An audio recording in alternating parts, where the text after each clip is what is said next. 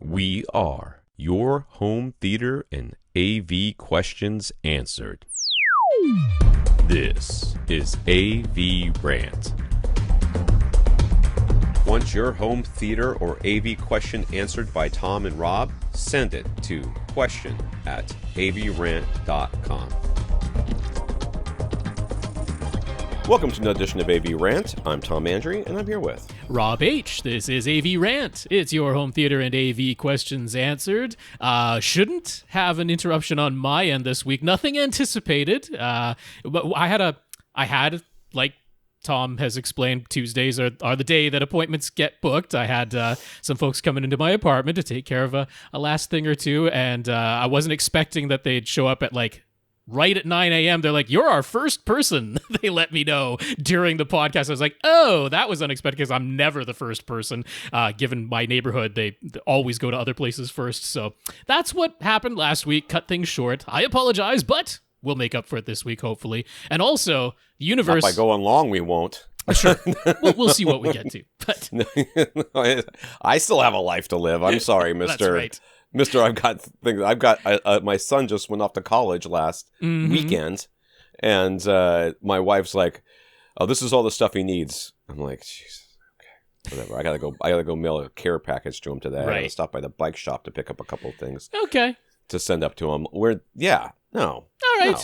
Well, hopefully we won't get interrupted. That's the main thing. But I did want to say the universe has finally answered all of our prayers, everything we've been wishing for. We finally have the announcement of the streaming service that we've truly been waiting for, which is, of course, the Chick-fil-A live-action streaming service.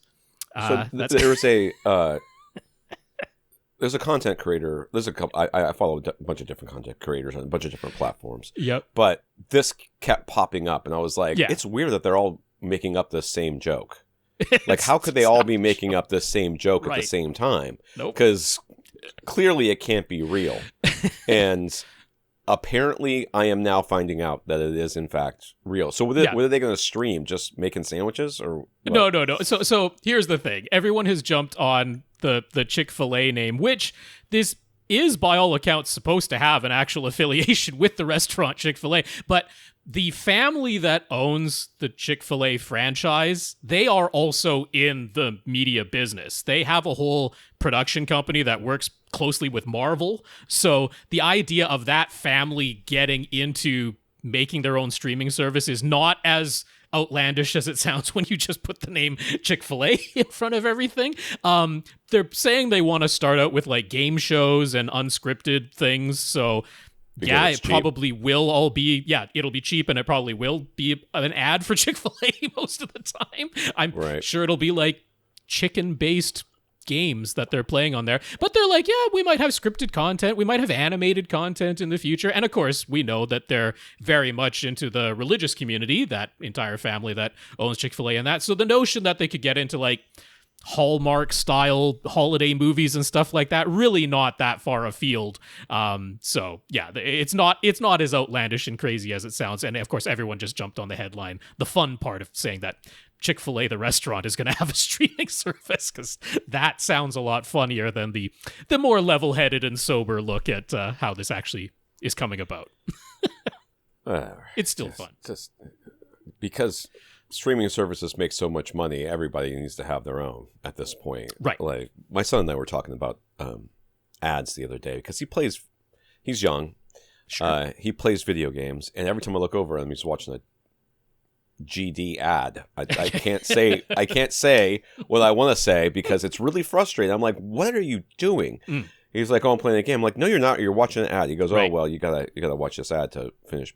I'm like, why? There's got to be 700 other games with the exact same gameplay that you're enjoying on this game without ads, or with minimal ads, or with I don't know if that's you true. Pay $1 or $5 and you don't have to look at ads. I'm like, how can this game be so phenomenal? And I know it's not, because he plays 10 of them. They're all exactly the same. These are mobile games you're talking about, I'm assuming. Yeah, that's on his phone. And it's infuriating to me to think that you can't, that all you're doing is sitting there running ads for people so that they can make money. I mean, we could theoretically be doing that on this podcast. We could have ads all through. Don't There's you have to have tons of viewers to run ads and make money? Our I don't think so, honestly. Yeah, you're right. It kind of seems that way. Not in our niche, at least, because the people who listen to this podcast are, they are very motivated. They usually got money in hand, and they want to buy something, and they're looking for advice on what to buy. So us running ads for SVS, for example. Right. First of all, we wouldn't have a problem with it because we support, for the most part, everything SVS makes, other than their marketing claims about the time-aligned drivers. Everything else we're pretty much okay cables. With. Yeah, that's right. Well, whatever. That's.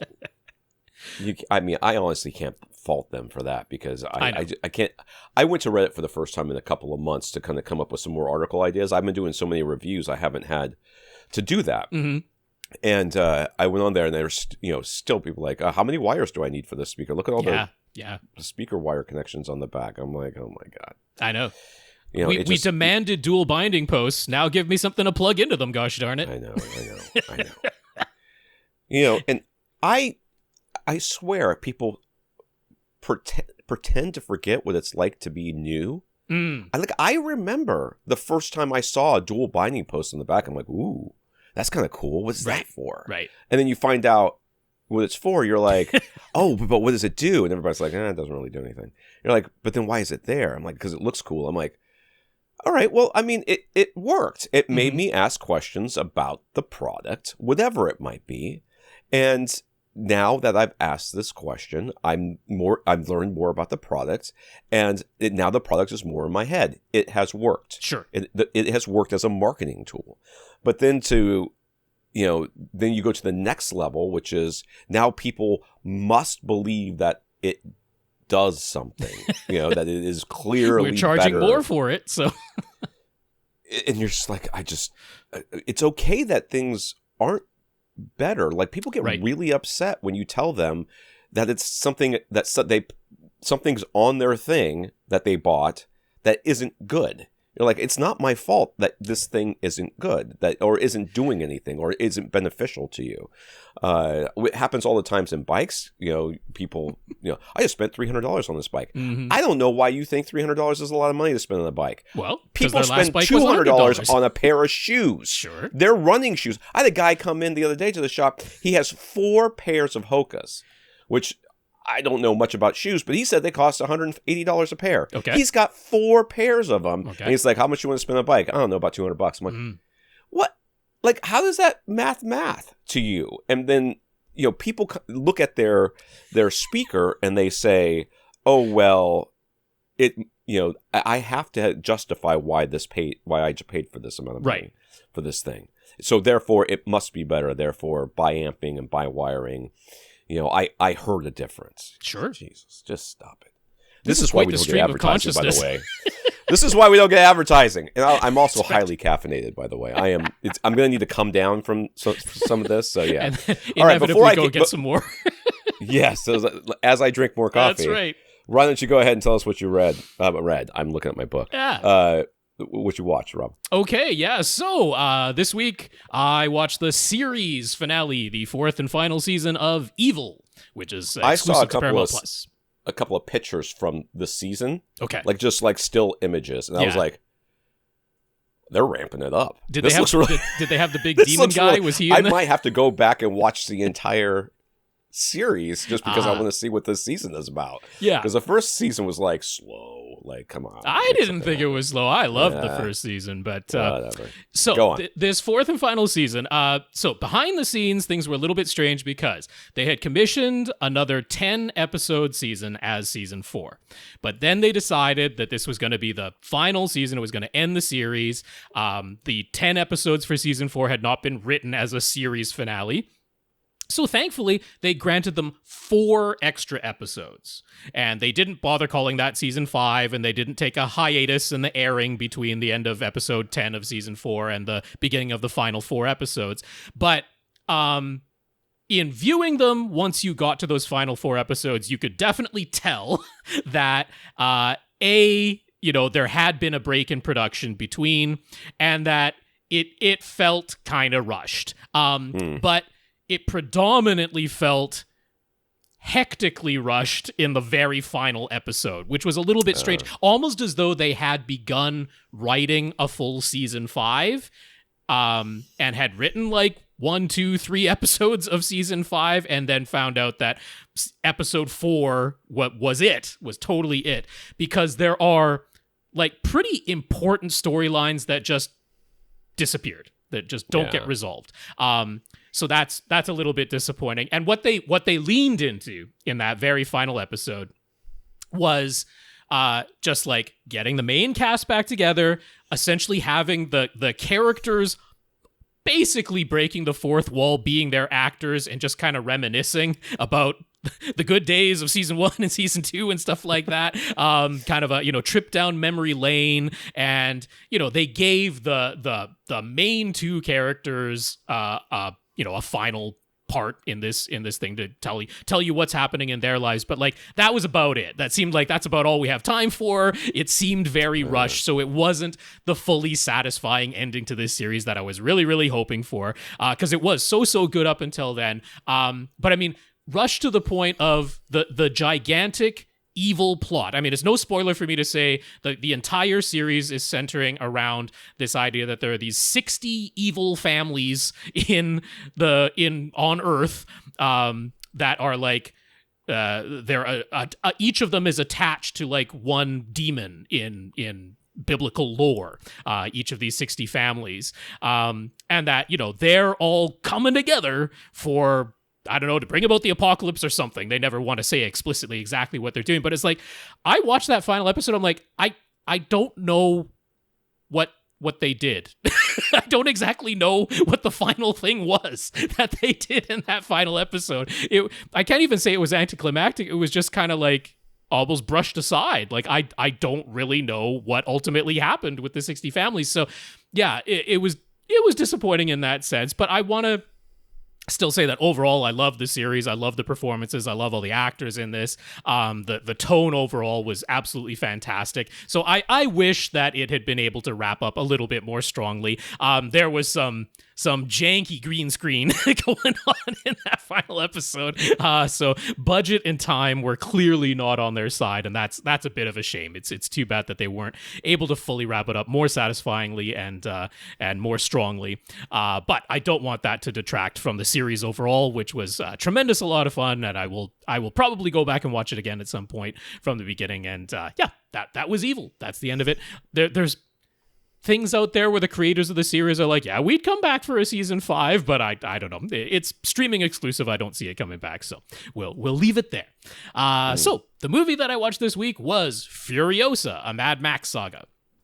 The full title there. Prequel to Mad Max Fury Road, and of course, as the title implies, focusing on Furiosa, who in Mad Max Fury Road was portrayed by Charlize Theron, and here is portrayed, I guess predominantly, more than half the movie, but only slightly more than half the movie, by Anya Taylor-Joy, because most of the beginning of this movie, almost half of this movie, is young Furiosa, portrayed by a young actress, and there is a interesting thing that went on behind the scenes when they made this, because everyone has commented on like, whoa, they found this young actress who looks so much like Anya Taylor-Joy, but you see photos, if you look up photos of the young actress playing young Furiosa, and you're like, she doesn't look as much as Anya Taylor-Joy as she looked in the movie, because they digitally manipulated her face.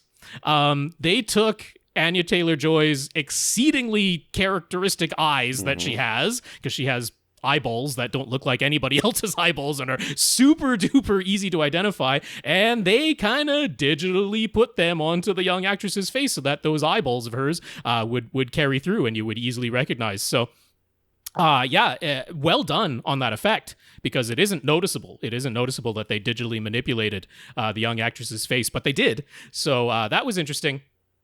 Now, this movie overall, I mean, just watching Furiosa, I don't think there's going to be anybody who says that they like it as much or more than Mad Max Fury Road. It doesn't feel as great as Mad Max Fury Road did, which is going to be tough. Hard. Yeah, it's going to be tough.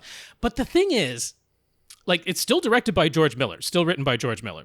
The man knows how to make a movie. He knows how to make a Mad Max movie. And I genuinely believe everything that was done in this movie, as far as the action scenes go, as far as the structure and all of that, I do believe that it was intentional. I don't think that the not feeling as fun and as frenetic and energetic and just madcap as Mad Max Fury Road, I think all of that was intentional.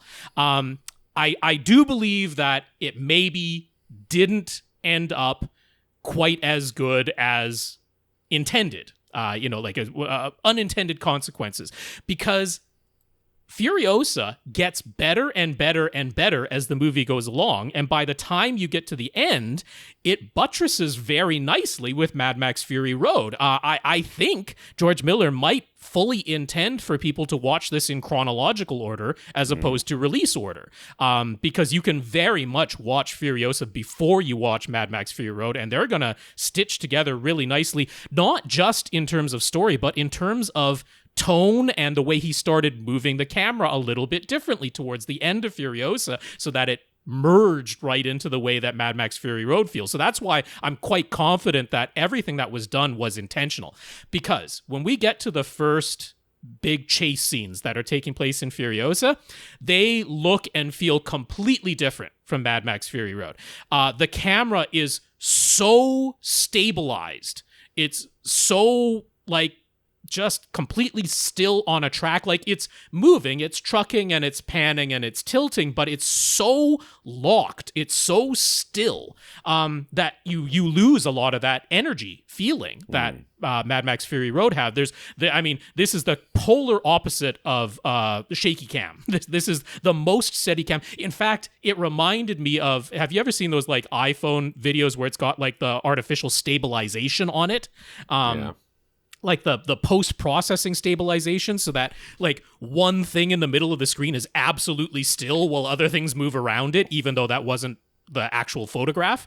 Right. It was like AI stabilized. It almost had that look to it. And that, unfortunately, gives you the sensation that what you're looking at is artificial, which, Mad Max Fury Road, what made it so enjoyable, a lot of it, was that it seemed like there wasn't any CGI going on. You're like, that looks like absolute real stunts. That looks like stuff that was cobbled together in the wasteland by these people living in the apocalypse. And Furiosa just looks like it's green screen even when it isn't. It looks like it's CGI even when it isn't, because the camera is so unnaturally still.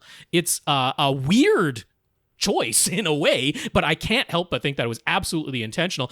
One of the things, there's this big semi truck that Furiosa is driving, and they have this thing where the war boys are using this sort of pole that pivots back and forth to make it from the cab of the semi truck to the trailer of the semi truck, and they jump on this pole that pivots back and forth, and that's their way of crossing.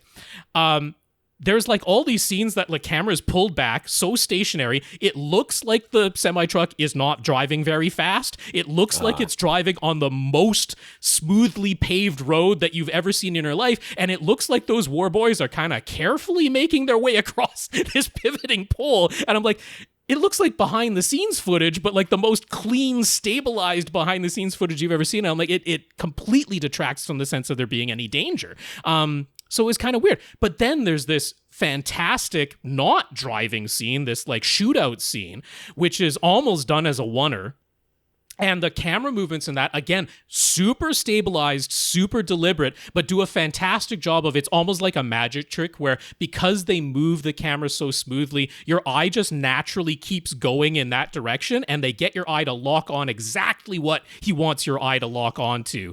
And it's like a magic trick, that whole scene, that your eye is just absolutely keyed in exactly where it's supposed to be, and everything plays out in real time, and it's a standout scene in this movie. So it's he was experimenting. He was experimenting with stuff, and some of it worked super well and some of it didn't. It also felt super duper modern because it had that incredibly stabilized look. It wasn't shot in high frame rate, but it kind of looked like it was. It had that look to it. There isn't an ounce of grain anywhere in this. This is the absolute cleanest looking image, again making it look like it was green screen when it wasn't. I think he was experimenting. He was playing around with this a little bit. I again, this is a movie I kind of respect more than I outright enjoyed, but I am confident it was all intentional because of how well it improves as it goes on and all matches up. Also, the new actor playing Immortan Joe, I'm like, if that was supposed to be like, he kind of looks like a cosplayer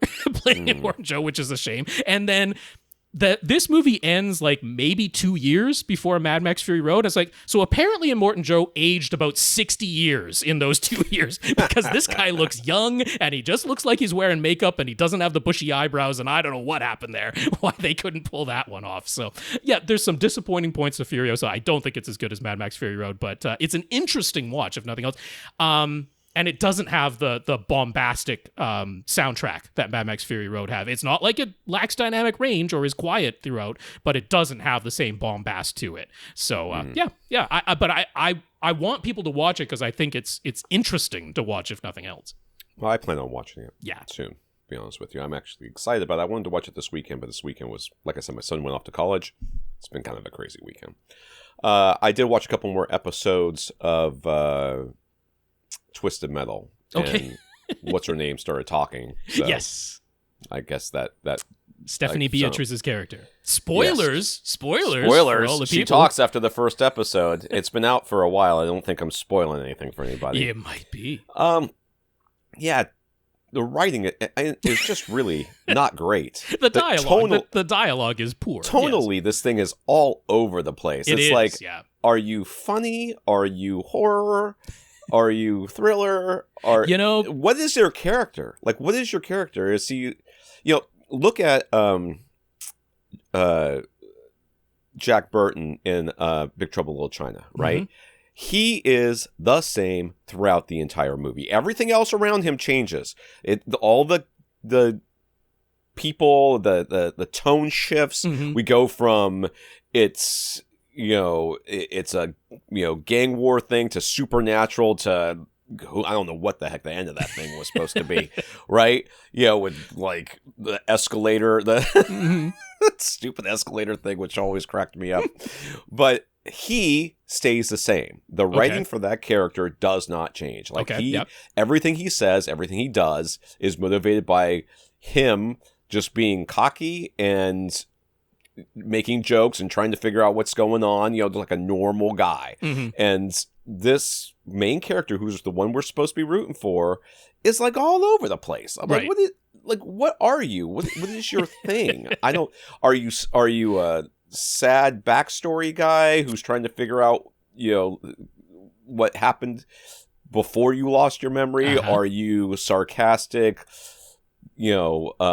quip guy who doesn't take anything serious no matter what? Are you, the love interest who's trying to help whatever her I guess her name is Quiet? All things to all people, Tom. That's what he is. Yes. It's what he is. Right. He is a moving target, and I can't connect with him, and it's really pissing me off because if he was, and I don't think it's the actor, believe me, I don't think it's the actor. Right. No, Anthony Mackie is capable of being good. Yes.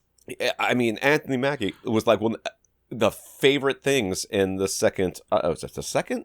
It was the second. Captain America movie. He was just great. Like immediately likable, immediately relatable. Just nothing not to like about. And of course, in the Solo series too, on Disney Plus, he was great as well. Right. So there's certainly not him. Yeah. But geez, what is like? Did they write this by committee? They're like, you take this scene, I'll take that scene. Is that what happened? Yeah, probably. That takes place. That reminded me. I wanted to make a comment on Furiosa versus Mad Max Fury Road.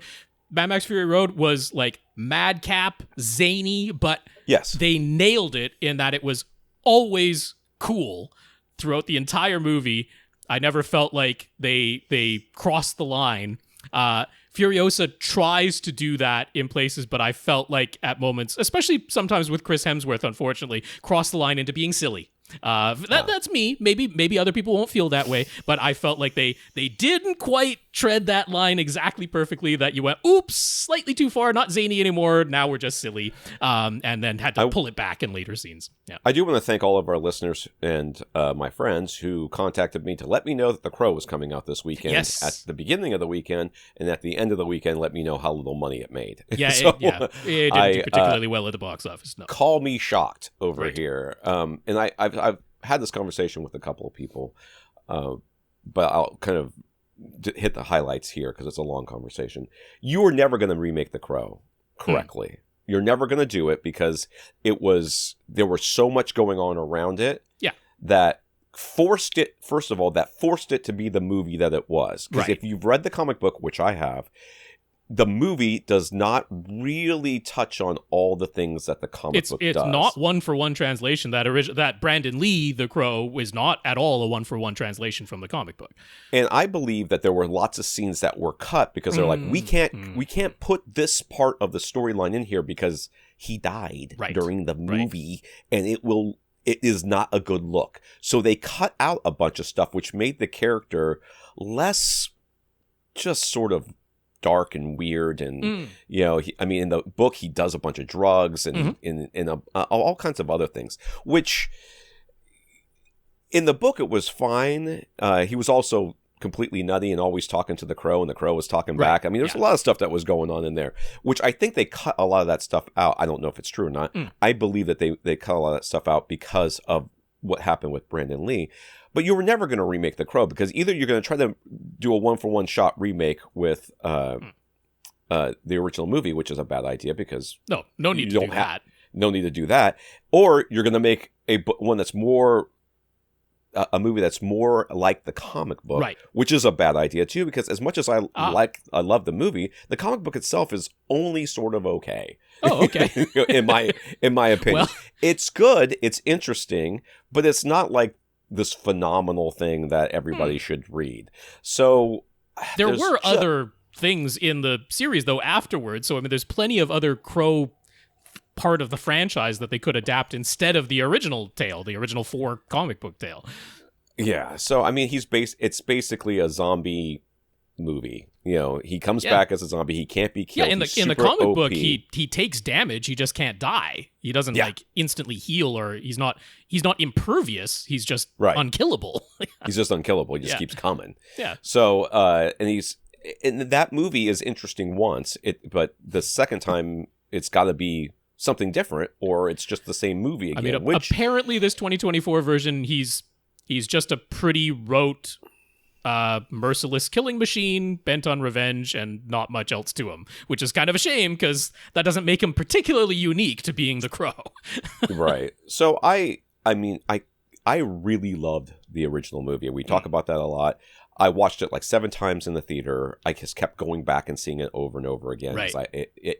At that moment in my life, it was kind of like my whole aesthetic. It was that was everything. I mean, there wasn't anything about that movie at that point in my life that wasn't speaking to me. It was like, people telling you, their favorite movie is something. You're like, that movie's been made 10 times already. And they're like, yeah, but this is the first time I've seen it. That's right. And it's at this time. And that's why I loved it so much.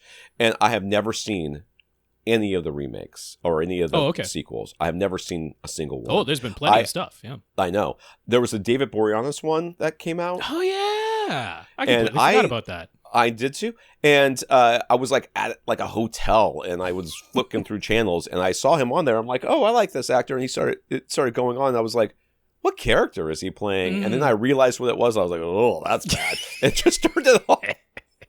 It was immediately terrible. Like, I mean, I didn't even know what movie I was watching. I was like, oh, this is not good. And he's not a bad actor.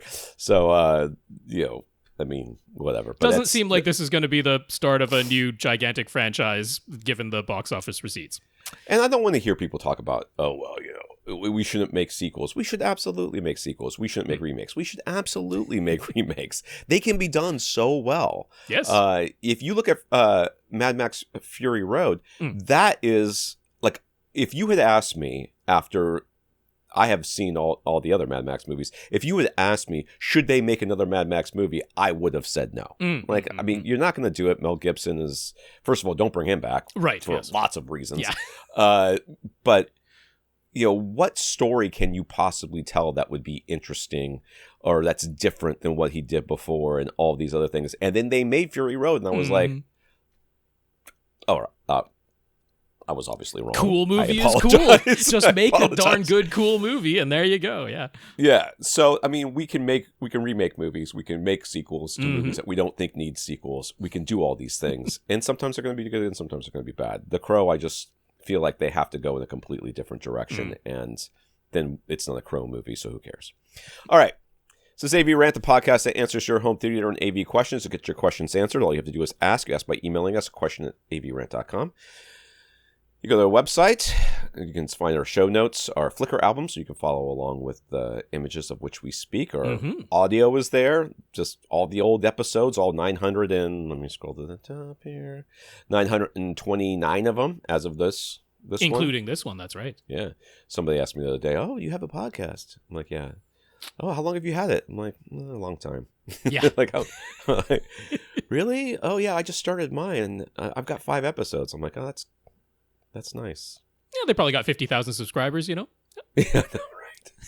Like, probably got more than this. Yes. That's pretty easy. Facebook.com/AVRant podcast, YouTube.com/AVRant. You can contact us directly. Rob at AVRant.com. His Twitter's at, not Twitter. His socials is at First Reflect. Tom at AVRant.com. I don't do socials anymore.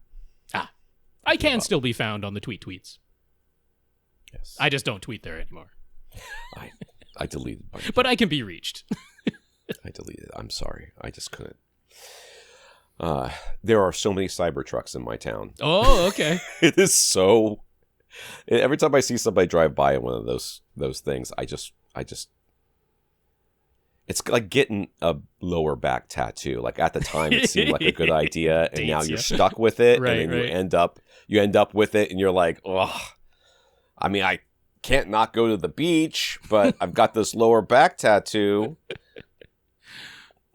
I guess I'll just have to own it, and that's the way I feel about all these poor Cybertruck owners. And they're not poor. They're a lot poorer than they used to be, but they're not poor. Let's see here. I want to thank our listeners of the week. Become a listener of the week. Support the podcast in some way. One of the ways you can do that is going to avrant.com. Click on the Buy Us a Cup of Coffee link, and that'll take you to a PayPal donation site. We want to thank Sasi for doing that this week. Thank you very much, Sasi. We do indeed, Sasi. Thank you so much for that PayPal donation. We very much appreciate your financial support. If you want to support us every month without thinking about it, go to patreon.com. Click on patreon.com/AVRant podcast, where you can become one of our patrons. 131 patrons as of right now, so thank you very much to all of you. Yeah, once again, that is patreon.com/AVRant podcast if you'd like to sign up to make an automatic monthly donation. So big thanks to our 131 patrons over there. So thanks, got some notes of gratitude for keeping the podcast going through, I guess, the Chick-fil-A streaming announcement. That is tough. That's stressful. Well, my son going off to college. Yeah, that too. That's a thing. That's a thing that happened. You got to save up for the Chick-fil-A subscription for him. I have no money for it. That's right. I know. I lowered my cable bill, so I could add that to mine if it's ever made available in Canada.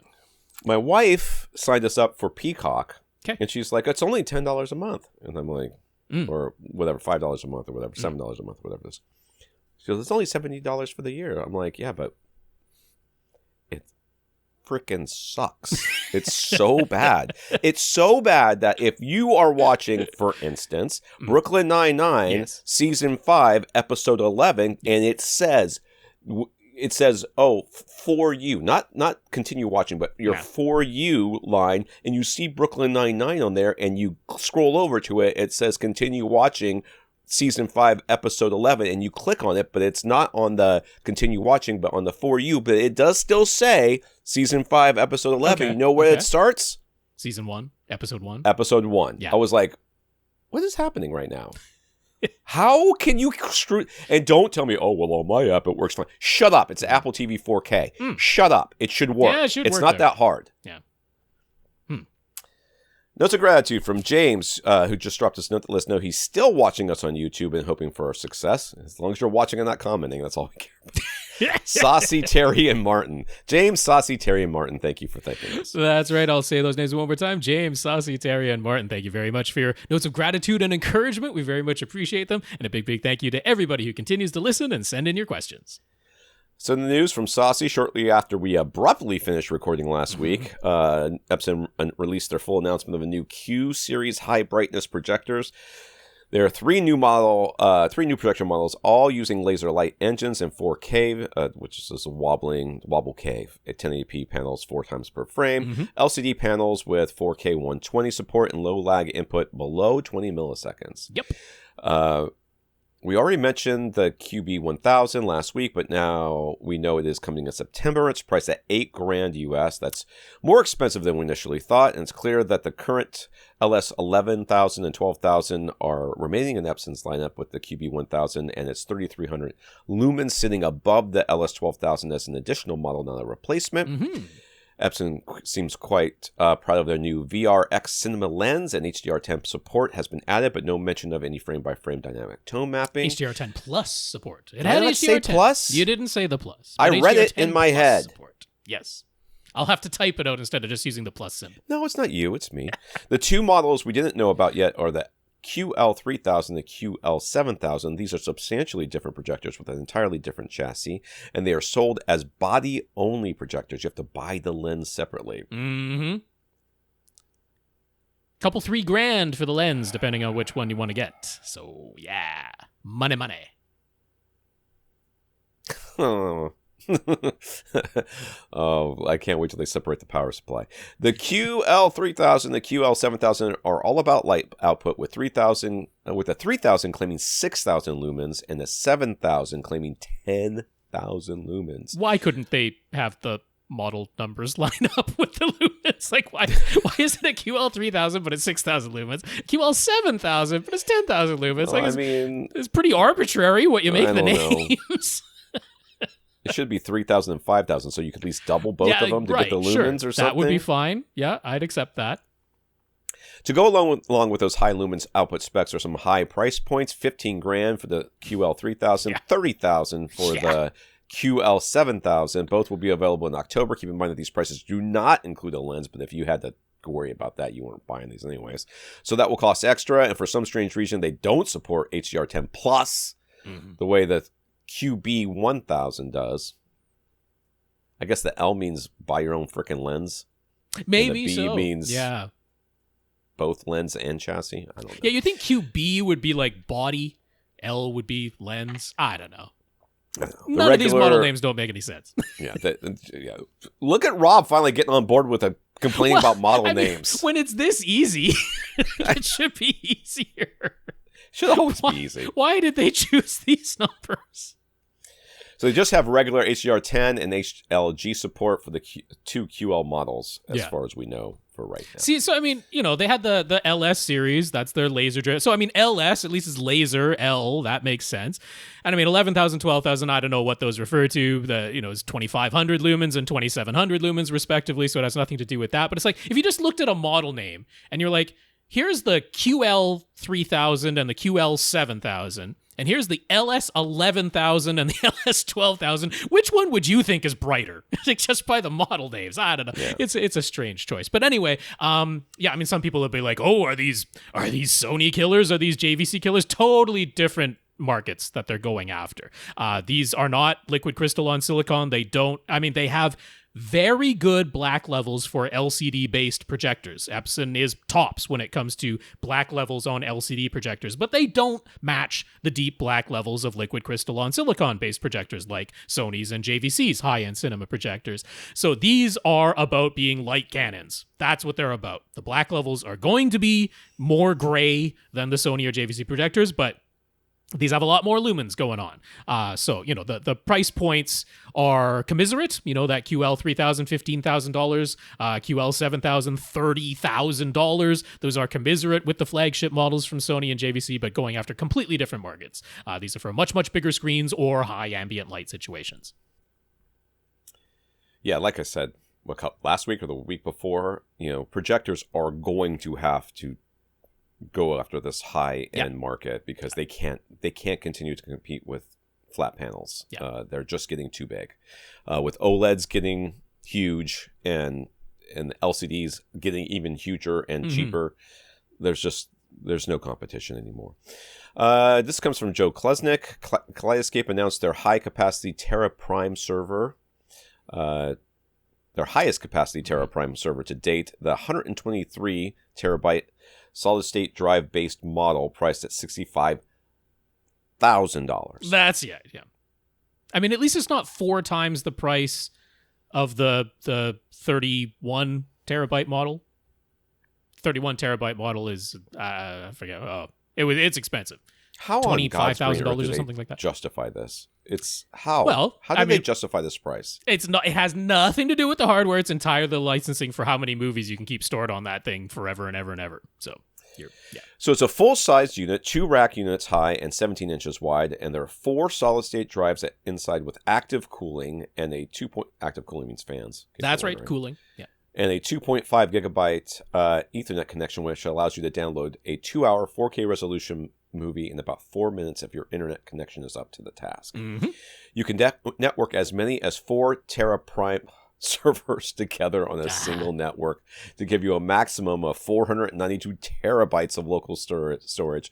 Kaleidescape says that's enough to store every 4K and HD title currently available from their online store. Being a solid-state model, it can feed as many as 25 Strato players simultaneously across your network. Yep. The largest capacity server previously was a 96 terabyte spinning hard drive model that sells for $27,000. The least expensive Terra Prime servers are the 8 terabyte spinning hard drive models at $5,000, or the 8 terabyte solid state drive models at $10,000. Yes. So, yeah, like Rob said, you're not obviously paying for the hardware. There's no world in which you cannot build a server. You can get an 8 terabyte hard drive for less than $10,000. That is slightly that is slightly less. Very, very doable in terms of even as they say, enterprise grade hardware doesn't cost $10,000 for an 8 terabyte solid state drive. But you're paying entirely for the licensing of the movies on here. And I mean, they are squarely, they mention this frequently in their press releases. They're aiming this at yacht owners. That's who this 4 123 terabyte servers all network together, because they're like, hey, look, you better live on that yacht. That's all I gotta say. If you just want all of the content that exists in our Kaleidescape library, here it is, and you don't need to attach to the internet anymore. We'll just deliver it to you, and there it is. Yeah, that's gonna happen. I guess if you have a yacht. Big yacht too. This is super yacht territory. You got 25 rooms. You want to play a movie in each one of them all at the same time. I just wonder what it's like. I mean, I guess everybody looks, when they look up the food chain, I wonder what it's like to not think that's a lot of money. But I guess, some people are looking at me, and I don't make a bunch of money, but they probably, I wonder what it's like to live in a house, or I don't know, eat food. I don't know. I feel like I'm pretty low down the food chain. Portrait Displays, the maker of the popular Calman display calibration software, I didn't realize that was their name, was forced to scrap the release of their new $300 C6 HDR Colorimeter late last year. Production chain issues meant that the yield and quality control were not up to snuff, and Portrait Displays it's a weird name. Portrait Displays. That's the company name. I just don't understand that name. Like, are they making picture frames? I mean, No. with TVs inside picture frames? I don't understand that. Was forced to continue on with their $800 C6 HDR5000 Colorimeter as somewhat of a make good. You could get the C6 HDR5000 for basically $300 if you purchase as part of a bundle with Calman Home software, which is priced at $150 until recently, and the bundle with the C6 HDR2000 meter was priced at $450. But with so many consumer flat panel displays now exceeding 2,000 nit peaks, Portrait Displays knew it had to offer a meter that could guarantee accurate readings, so they are now offering the new C6 HDR5000 model. Pricing and form factor remain the same. If you purchase it alone, it's $800. And aside from the logo being yellow instead of red now, you might not be able to tell the C6 HDR2000 and HDR5000 apart from the outside. Mm-hmm. Inside, however, there have been some notable upgrades, primarily that all of the internal light and color filters are now entirely glass, and the optics have been completely sealed, which should provide a longer lifespan and less chance of drift over time. Yeah. And since the price for Calman Home software has now increased to $200, the bundle is an even better deal than before. The price remains $450 to get the new C6 HDR5000 meter bundled with Calman Home, so there doesn't seem to be much reason to purchase the meter standalone. You can just get it cheaper and not use the software if you already have the software. Right, yeah. That said, you can get the new C6 HDR5000 meter for $400 if you already own an old meter that you don't want anymore and you're willing to take advantage of the Portrait Display's slightly strange rebate offer. I mean, their name's strange. This whole thing is strange, but whatever. Not that strange. It is strange. But this rebate offer is weird. They say it's for a limited time, but don't currently know exactly when the rebate offer will end, so maybe forever or maybe tomorrow. And to get the 50% off rebate code, bringing the price of the C6 HDR500 down to $400 standalone, you have to physically cut the cable on your old meter, take a picture of it, send it to Portrait Displays along with the serial number, and they'll email you the 50% off rebate code. Yeah. Or just Photoshop the crap out of that. How hard is that? I could Photoshop that. It's not even that hard. Yeah. Why you have to cut the cable on your old one? I mean, I know it's for the social media things. They want to be able to post, hey, look at all the people who are cutting the physical cord on their old meter so that they can get the new C6 HDR5000 version. But you're also without a meter for however many days it takes for the new one to ship to you. It's a strange rebate offer to do it that way. Okay. Or just, buy the Calman Home bundle for only $50 more and maybe sell your own meter without physically destroying. Okay. There is, to me, a large amount out there of other people are having a good time and I must stop it. And okay, that exists in society right now. It's like, oh, you are enjoying work from home? Come back to the office or I'm going to fire you. Because if you're enjoying your job, if you're enjoying what you're doing, if your life is better than it was before, then it's at my expense.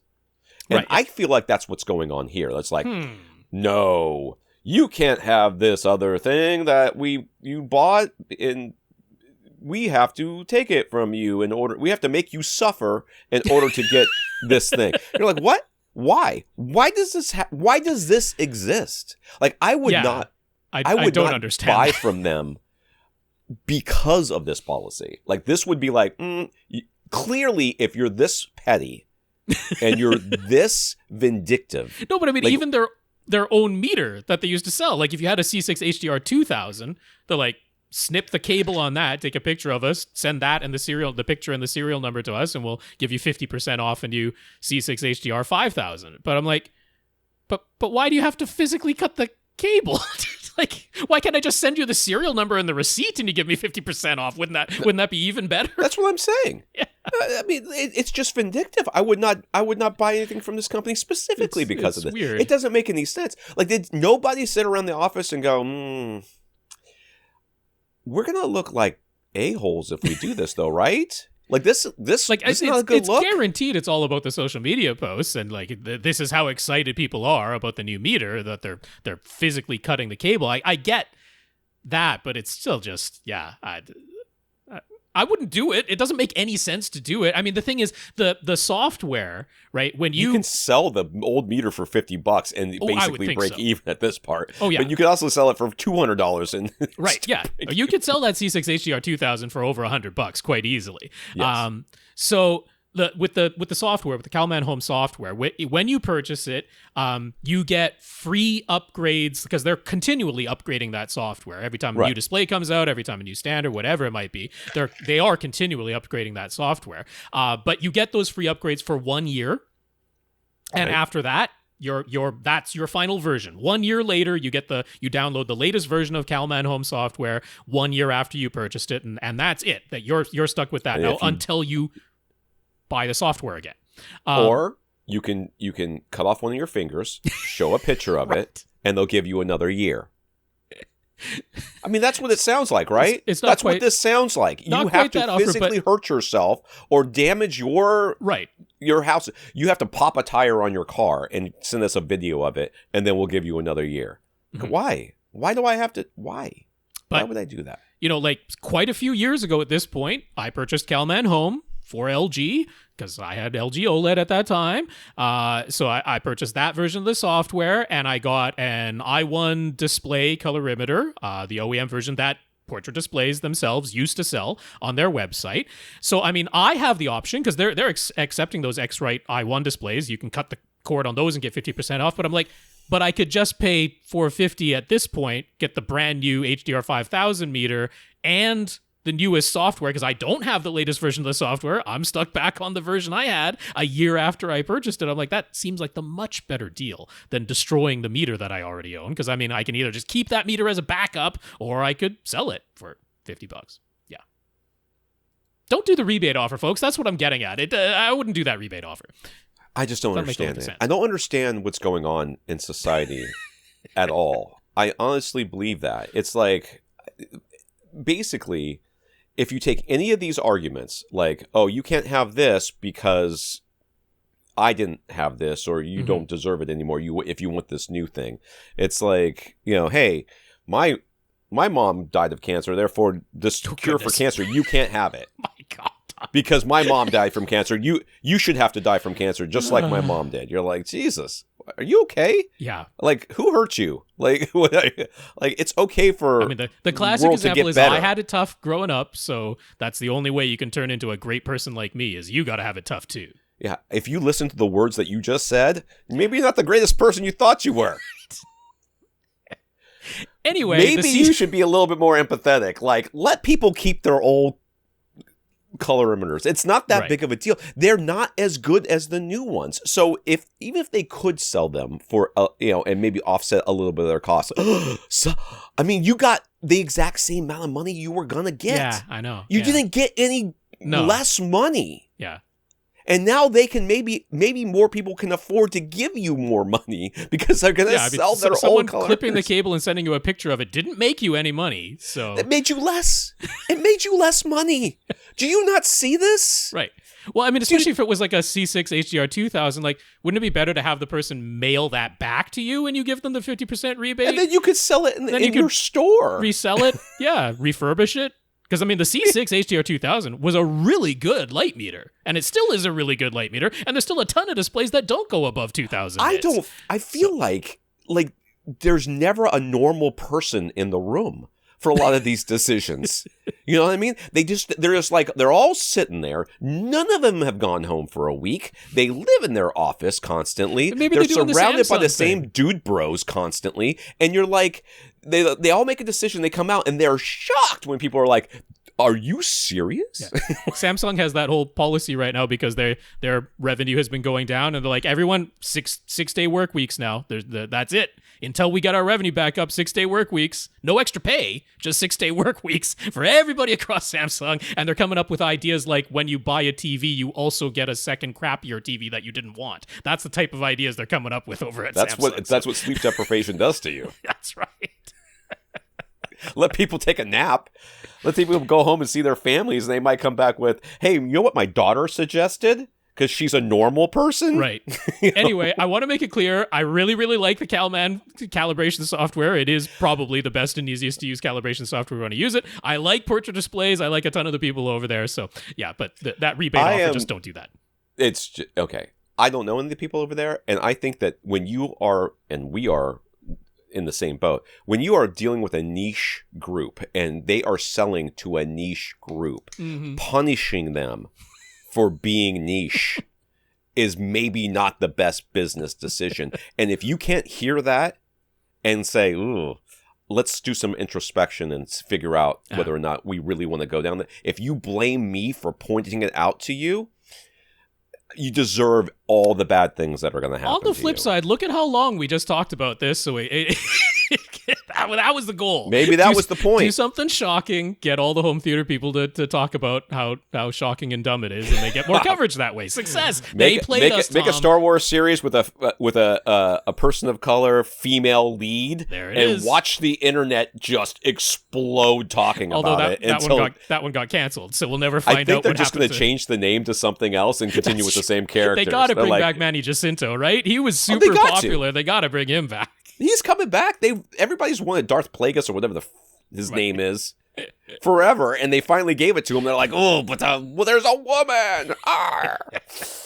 How dare they put a woman in Star Wars? That's not got the cinnamon buns on her face, on her head.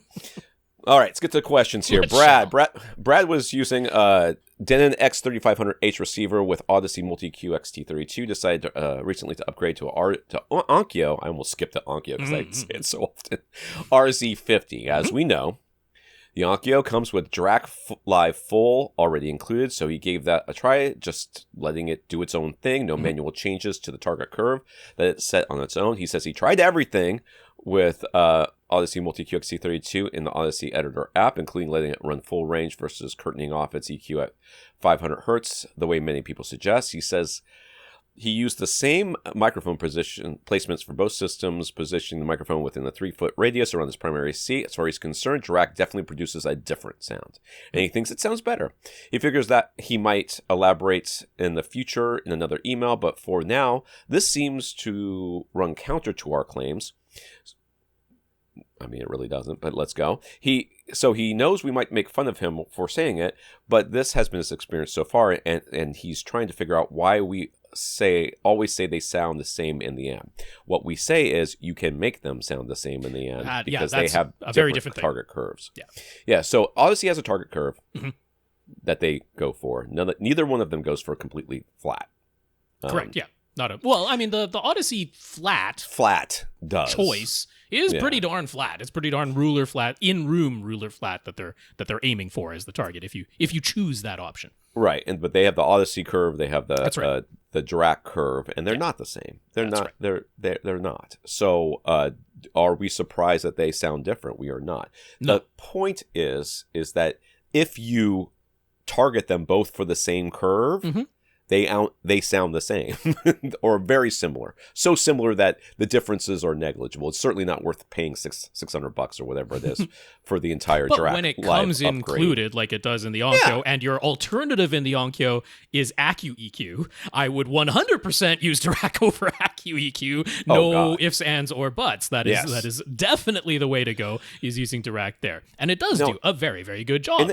I think he brings up, I think this is a good point, though, is that nothing in audio, and many things in video, but nothing in audio, it can be said with complete certainty because of rooms, because of the rooms that you're going to be in. You know, you could even say that about headphones. Like, nobody's ears are exactly the same. I mean, Sean Olive has been on a tear about that on social media. I mean, for years at this point, because he's like, there are basically 3 more or less standardized measurement heads that most publications use for their headphone measurements. They'll pick one of the 3. Very few have all 3 of the heads. But he's like, look at what happens when we measure different headphones across all 3 of the heads. It's like, those are not superimposed graphs, not whatsoever. It's like, that was the exact same headphones, but across these 3 different standardized heads, you get different graphs. And then he's like, so you're comparing, one publication's measurements on one head versus a different publication's measurements on a different head, and being like, well, those 2 graphs, like, look at the differences in these headphone responses. Like, well, you can't trust that. And then those are just the 3 standardized heads. There are other measurement heads out there that aren't the NIST standardized. None of them are your head either. Let's just go. Exactly. Yeah. So then you get the subjective report, and like 2 different people have different subjective experiences of different headphones. What a shock. But yeah, when it comes to Dirac versus Audyssey, so for sure, we definitely want to make it clear. We don't think that by default they sound identical. That is not. Yeah. They are not even trying to sound identical. They are actively aiming for different targets to begin with. And those targets may or may not work as well in your room as they do in another person's room. So if you were like, I like Audyssey best because Audyssey is the easiest for most people, and there's almost never, other than the $20 charge to get the app, right, a reason to get anything spend more than $20 on it. For Whereas vast Dirac, sometimes you have to spend up to $600 extra to get it to work, which to me is certainly not worth it when you already have Audyssey included. Now, could you? I forgot the name of this person. Who is it? Yeah. Brad. Could you, Brad, say, I think that Dirac is $600 better than Audyssey? You know, if I had if my old receiver had a $600 upgrade path to get to this sound that I now have with Dirac, would it be worth the $600? Is it $600 better to you? It might be. You might think that. A lot of that has to do with how much $600 is to you, but also, you know, how much better you think it sounds. And that could have everything to do with your room and how you did the measurements. And I know you said you put them all in the same location, and I'm sure you did. But even if you tried to, there's differences that can happen during the measurements. We know that when we measure Audyssey, you know, for Audyssey or any of these other things, there can be differences that happen because of... Well, like from run to run on the same room correction system, there can be differences. Yeah, I wanted to key on two more things. First of all, that word better, that naturally, of course, you say, okay, yeah, that sounds better to me. But when we use the word better in that context, talking about audio, we really are just saying, I prefer it, right? Because we don't actually have a clear industry standard of exactly what the target in-room ought to be. We don't even have that standard to begin with. So there's no way of saying that it's like more accurate to a non-existent standard. We can't say it's better in that way because the standard itself doesn't exist in that place. Or we could say, okay, you know, is it closer to a anechoic response or something like that? We can make those types of objective judgments. But yeah, to use the word better in subjective audio listening, we really are just saying I prefer it. So there could be someone out there who has the opposite opinion, right? They could say, well, I think Audyssey sounded better, even though they sound you leave them exactly the way that you have them. Somebody else might say that, but they're just saying they prefer it, not that it actually is objectively better in some way. I always like to clarify that. But the other thing is, predominantly in the original target, in the default target curves, or even if you change it manually, predominantly where the differences between Dirac's target curve and Audyssey's target curve lie is in the base. It's predominantly in the base that they have the greatest obvious objective difference in their default target curves. And the way that Audyssey in your XT32 in your X3500H, the way that it does the base measurement is different from the way that Dirac measures the subwoofer outputs on an RZ50. The RZ50 does not have independent subwoofer outputs. If you have two subwoofers, it will measure subwoofer 1 and subwoofer 2. There are two separate pre-outs. It can measure subwoofer 1 versus subwoofer 2, but there are no independent level and delay settings between subwoofer 1 and subwoofer 2. That is an internal Y splitter. It is sharing them. So whereas XT32 on your X3500H will measure subwoofer 1 and subwoofer 2 independently and assign them independent level and delay. It will equalize them together as one, but it will give them independent level and delay. So it is like very within the realm of possibility that you have like objectively different frequency response from your pair of subwoofers, if you're even using two subwoofers. But I'm just saying this is a likely culprit where no matter, even if you changed the target curve manually, you use the Audyssey editor app, and you drew a target curve that looks exactly the same as the RZ50's Dirac default target curve, even if you did that, because XT32 is treating the two subwoofers differently than the way the RZ50 treats two subwoofers, you could end up with like one of those isn't actually reaching that same target curve if you measure them after the fact, because you have these independent level and delay settings in the Denon that you don't have in the Onkyo. So if there is an actual genuine culprit for why, even if you drew identical target curves, they end up sounding differently, that could very well be it. What is Tom looking at? He's looking so I can't my trackpad refuses to work, so I have a mouse hooked up, and yes. it's behind me, right? Gotcha. I put it on the couch. The mouse is dancing. Ah. But I don't understand why. I guess it must be the laser is hitting the couch material, and it's refracting slightly because of the angle it was at, and the thing is just like going all over the place. Anyways. All right. So Brad, he found a setting in the Onkyo's quick menu. It's called digital filter, and the options are auto, slow, and sharp. The manual says it's an option for the audio DAC, but it only describes it in very subjective terms, like saying the slow setting gives the sound a soft and fluid feel, while the sharp setting gives the sound more structure and firmer feel. What the heck does this setting actually do? How should it be set? Just leave it to auto?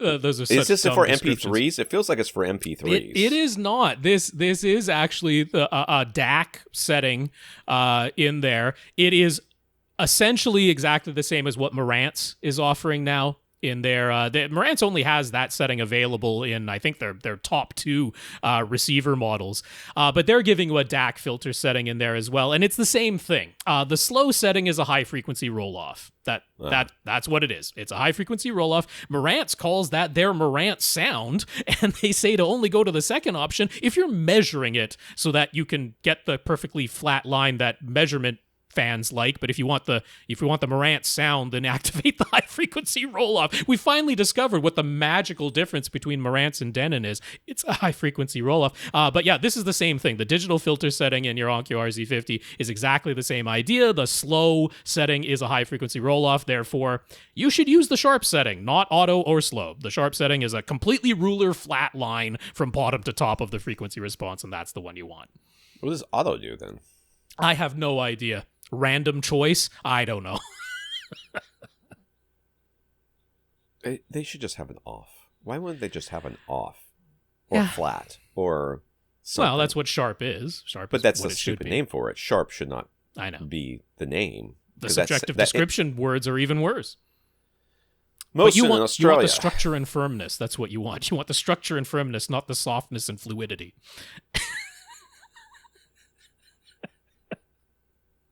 They didn't have a normal person in the room, Rob. They didn't have a normal person in the room to say, what do these words mean to you? Right. What would you choose of the 3? And the person goes, they all seem wrong. They all seem wrong. There's not a right one. Like which is the one that doesn't that makes it sound the best? Well, that's a tough word. Preference. Some people like that high frequency roll off. Mohsen in Australia. Mohsen has been on his journey to continually upgrade his home theater. He previously wrote in to tell us about and ask a few questions about the 11-channel tone winner AD8300 amplifier that he bought and decided to ignore our advice and give the 13-channel tone winner AT300 Pre-Pro a try regardless. So far, he's really happy with the results. Okay, whatever. Good. Yep. I'm happy for you. He is good. And now he now has XLR cables going from the Pre-Pro to the 11-channel amp, and he's running a 7.2.4 configuration. As a reminder, his room is about 19 feet wide, 16 feet long, 9 feet high, and he has fully blacked it out except for the seats and has it pretty heavily treated with absorption panels now. Mm-hmm. So there's a curtain on the back, it looks like, a whole bunch of acoustic panels everywhere. There is the couch is cream colored, which is hilarious. That's right. And I don't mean that in a bad way in any way, shape, or form. It's just clearly you bought the couch, and then all these other changes happened. That's right. He's also got a mini split unit in here to cool the room down, which I love. Speakers are clips all the way around. In the history of speakers that need an amp, kind of low down on there. With a pair of SVS PB3000 subs, he's got 2 more Yamaha subwoofers that he's put directly behind his main recliner seats to act as near-field bass shakers, essentially. You know what would be really great? Is if you got one of those Trinoff and you could do a waveforming thing. I don't know that I would use those Yamaha subs even as the counter wave at the back of the room. They do not have the extension. At this point, he's not listening to us anyway, so It's I don't true. know. I don't know why we're reading these questions. And his display is an ultra short throw projector with a 120-inch ambient light rejecting screen. And what ambient light? Well, I mean, he had it's ultra short throw, so he bought that before he blacked out the whole room. Friday. That's okay, but now you're stuck with it. Whatever. In addition to his clip speakers, he's still using one pair of bipole Fluon speakers. Currently, they're his surround backs, and they aren't worried about the back row of seats since they're rarely used.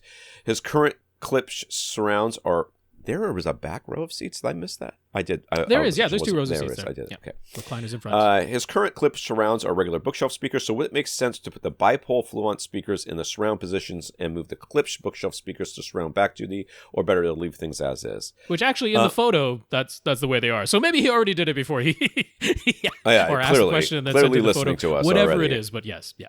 I don't. Okay, so one of the problems with using Klipsch or horn-loaded speakers with other speakers, period, is sensitivity. So the sensitivity of the Klipsch speakers is, generally speaking, so high that in order to level match it with other speakers, you end up running out of room, essentially, in the Audyssey or whatever runs out of room. So you'll have, some speakers set at plus 12 and all the Klipsch speakers set at minus 12, trying to get the levels matched with the same amount of, equal amount of power coming out. That can be problematic. Clearly, you haven't run into that. I don't know clearly. Maybe you've never looked. But maybe you haven't run into that problem here. In which case, I would say... He's also got a very beefy amplifier at this point. So even if the trim level on the Fluence speakers needs to be jacked on up, it can handle it. He's got wattage to spare. That's true. But you might still run out of trim. I mean, that would be the concern. But with them on the side walls, they're so close to you, maybe you won't. So, I mean, clearly you've already done it. So I don't know what the question is for us. Or it might have just been worded differently in the email, maybe. I mean, he's just basically asking, should he get rid of the Fluence speakers, buy some more Klipsch speakers? Is it that important to have the surrounds and the surround backs all matchy-matchy? Or if he doesn't do that, should the bipole Fluence speakers be on the surround position or the surround back position? All right, I would put them in the surround back position myself. Me too, yeah. I would take your Klipsch bookshelf speakers and have those as my surrounds, because those get used more. The surround back speakers are not always used. The surround speakers are almost always used. So I would have the surround speakers be the Klipsch speakers so that they more closely match. Plus, if you are ever going to notice any sort of timbre mismatch, any sort of panning effect where the timbre changes, it's going to be the surround speakers, not the surround backs. The surround backs, you can have just about anything halfway competent back there, and your brain is just not going to be able to tell a timbre mismatch behind you. So I would have the mismatching speakers, the Fluence speakers, as my surround backs, and I would move the Klipsch surround to the surround position. Yeah, I agree with that. I wouldn't bother buying anything. I mean, I know you will, but I wouldn't bother. I know, yes. If you could get, I mean, the differences are going to be minor, if noticeable at all, if you upgrade the Fluence speakers to other Klipsch speakers. I mean, I think at this point, rather than doing any of the stuff you're talking about doing, because there's more things on here, I would consider upgrading all of the speakers, just going away from Klipsch. Just a full change. That would be a very noticeable difference in sound. That would be the difference that you would notice. If you're looking for actual improvement into the sound and everything, not maybe improvement, but just difference. Klipsch tend to be, even their reference Premiere series, which is quite good compared to the other Klipsch speakers that are out there, in our opinion. And most other people's opinions too, but in our opinion, it's one of the better speakers lines they've put out in recent years. I would consider just upgrading all the speakers to something more neutral, and you've certainly got the power to spare at this point, so you could put almost anything in here. Choose anything you like, And there's lots of options that are out there. I know you're in Australia, so that does limit you, but dollies and stuff like that are certainly accessible. And you could be, this is where I would be spending my money. Okay. If I were you, I would be demoing speakers in my room. Right, yeah. Because, your room is going to sound, I mean, even if you go to a custom install place, which they do, they do exist in Australia, they're not going to be as heavily treated as your room is. They're not going to sound the same as your room. So that's where I would be going. But anyways, to answer your question, put them on the back. The Tone Winner Pre-Pro can process up to 13 speaker channels, so he tends to add a pair of front wides now. Again, I would not spend money on more Klipsch speakers. I would go to upgrade all your main speakers and then go from there. But that's his plan. Another pair of Klipsch bookshelf speakers to make a 9.2.4 configuration. He was thinking he'd just use a Fosse V3 amp to power them. What do we think of this option, and will the differences in amps affect the sound quality? Difference in amps won't affect the sound quality. They're pulling almost no power anyway, so it doesn't really make any difference. I think it's a terrible idea. I mean, honestly, I think it's a complete and total waste of money. That's never stopped you before, so whatever. Again, I would not do any of this, and I would just start shopping for speaker upgrades. I do have to say so. I'm the front wide fan. You know, I'm the front wide fan around here. This room is not that wide, though. It's like 16 feet, right? Well, that's not really the point of front wides, but the thing is, I kind of warned about that Tone Winner AT300 Pre-Pro. One of the reasons it wasn't my recommendation to go with that as the purchase. Those front wide speakers, I don't know if they're ever going to make. I mean, they'll make a sound because you'll play the trim level thing, test tone pink noise through them. But other than that, the only time with an AT300 from Tone Winner, the only time those front wide speakers are ever going to make a single solitary sound is if you're listening to an actual Dolby Atmos soundtrack and there's an object that moves through the front wide position. It will never upmix any sound into the front wides under any format. It will never put any sound into the front wides when you're using DTS-X, the version of DTS-X that doesn't utilize front wides when you have 13 speakers. It uses a maximum of 11 speakers, and it will be the 7 floor speakers plus the 4 overheads. That's what will get used for DTS. So I'm like, it is exceedingly limited times that you will ever have a single solitary peep of sound coming out of those front wide speakers with this particular Pre-Pro. It's why I prefer the idea of getting a Denon 13-channel model, which will at least upmix sound into the front wides under all circumstances. So at least those front wide speakers would be getting used and making some sound. For that reason, I can't say that this is good money spent to add front wide speakers. But here's what I'll say. If you want to start experimenting with other speaker choices and start bringing in different pairs of speakers, then you can use that as your excuse of, well, I can move a pair of speakers to the front wide positions and I can experiment with those other speakers, and you can sort of do that on a running basis without doing a whole kit and caboodle replacing 11 speakers all at once type of thing. So I could get with that. And yeah, using the Fosse amp is absolutely fine. You could also use the Fosse amp to, I don't know, power your top rears or something like that, which is going to be like the closest and least used speakers to use. So there's no reason you can't do that with a full Pre-Pro, and it won't be any problem at all using the Fosse amp. Since Tone Winner Pre-Pro only has a very basic room correction, he dialed in his subwoofers manually using a mini DSP 2x4 HD. Sent us a graph of a single measurement. What do we think? Any feedback? No, you're not listening to us. It's one position and it looks great. It looks fine to me. I'm happy with it. It goes fairly flat with 3 dB total, maybe plus or minus. Sure, yeah. From like, and he's definitely getting 20 hertz extension with those pair of PB3000s. No question about that. 80 hertz down to 20. Yeah. Oh yeah. I think as far as that one position that we're seeing, it looks great. Yeah. I mean, it's kind of like an Instagram photo, though, right? It always looks good because you suck it all in and you angle it just right, and you take it, you make sure that your double chin doesn't hang out or whatever, and you're bent over something. I don't know how this measurement was taken. So he also got himself an HD Fury 8K vroom. That's right. The VRR vroom. Vroom. He is using it to allow his NVIDIA Shield to output Dolby Vision, which the ultra short throw projector cannot handle natively. The HD Fury takes the the low latency Dolby Vision signal and converts it to an HDR10 signal that his projector can accept. Is there anything else the HD Fury can offer in this setup that would be advantageous? I don't know. I mean, you're not doing dual displays, which is the main reason that most people get HD Furies, right? You got 2 different displays, the EDIDs don't match, and you get all sorts of HDMI handshaking issues with your various sources. That's the main reason people usually get HD Furies. You're using a single display. I don't imagine you're having EDID issues that need to be sorted out between your multiple sources. I will say the Tone Winner AT300 does not have HDMI 2.1.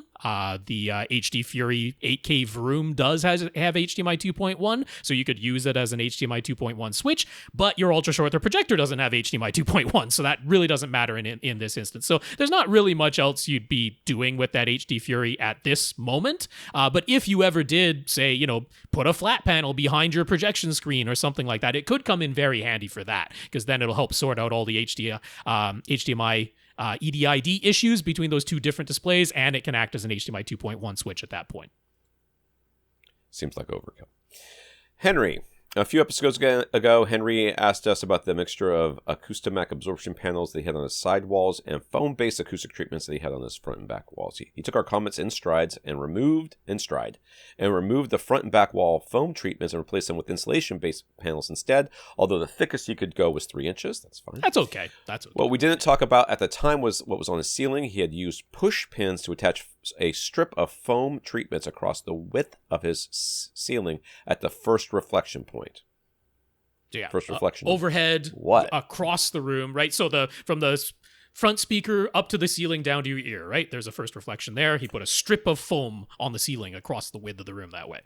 And they were kind of a pain to install up there, so he hasn't taken those down yet. We're replacing those foam ceiling treatments with additional 3-inch thick insulation-based panels make an appreciable difference because if it would only be negligible, he'll save himself the hassle. The only thing he could, the other thing he could do is take the foam down without putting anything else in place. Just go back to bare ceiling. What do we think would be best? There's no world in which I remove that thing. There's just no world in which I will go up there into the ceiling and deal with that. I'd just be like, nah. Yeah. Next time. I am not anticipating that.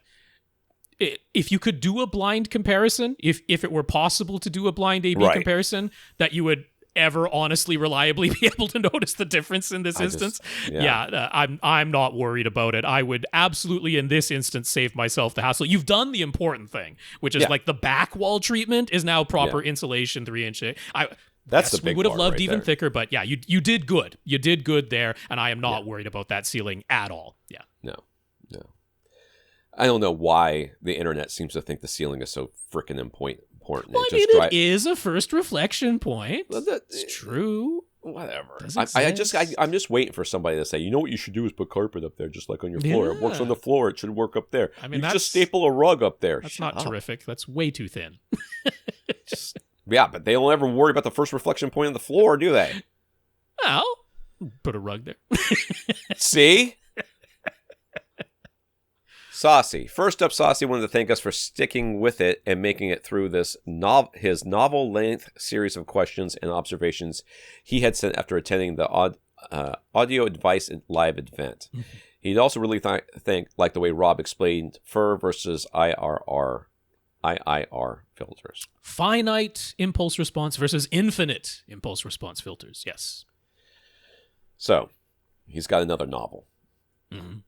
I guess. Anyways, so to start the Sasi section this week, we're doing something a little bit different. Last episode, we dug into new listener Brandon's questions about his open basement theater and the potential upgrades he could do without spending piles of money. Sasi had some suggestions and questions on Brandon's behalf, so hopefully Brandon will be listening. But we can have some fun with this either way. So let's make fun of Brandon, is what he said. Wow, that was mean, Sasi. We're not making fun. We're having some fun. That's quite different from making fun. Very important word, having versus making.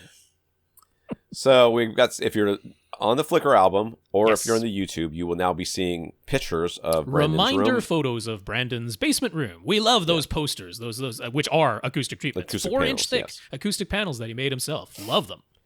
So as Brandon mentioned, that he has a single subwoofer at the moment. It's an Outlaw Audio LFM1. We said that getting a subwoofer is an upgrade option we would at least consider, but first things first is keeping the Outlaw LFM1 the right move. Is it up to the task of contending with Brandon's room size? We were thinking the second subwoofer might be a larger, higher output model that could help pressurize this room, assuming that there's actually a door at the top of the stairs that we just couldn't see in his photos. I mean, it's not. The LFM1 is not big enough, which is the whole point of the upgrade. I mean, for full 20 hertz pressurization, objectively, no, it wouldn't be big enough for this room.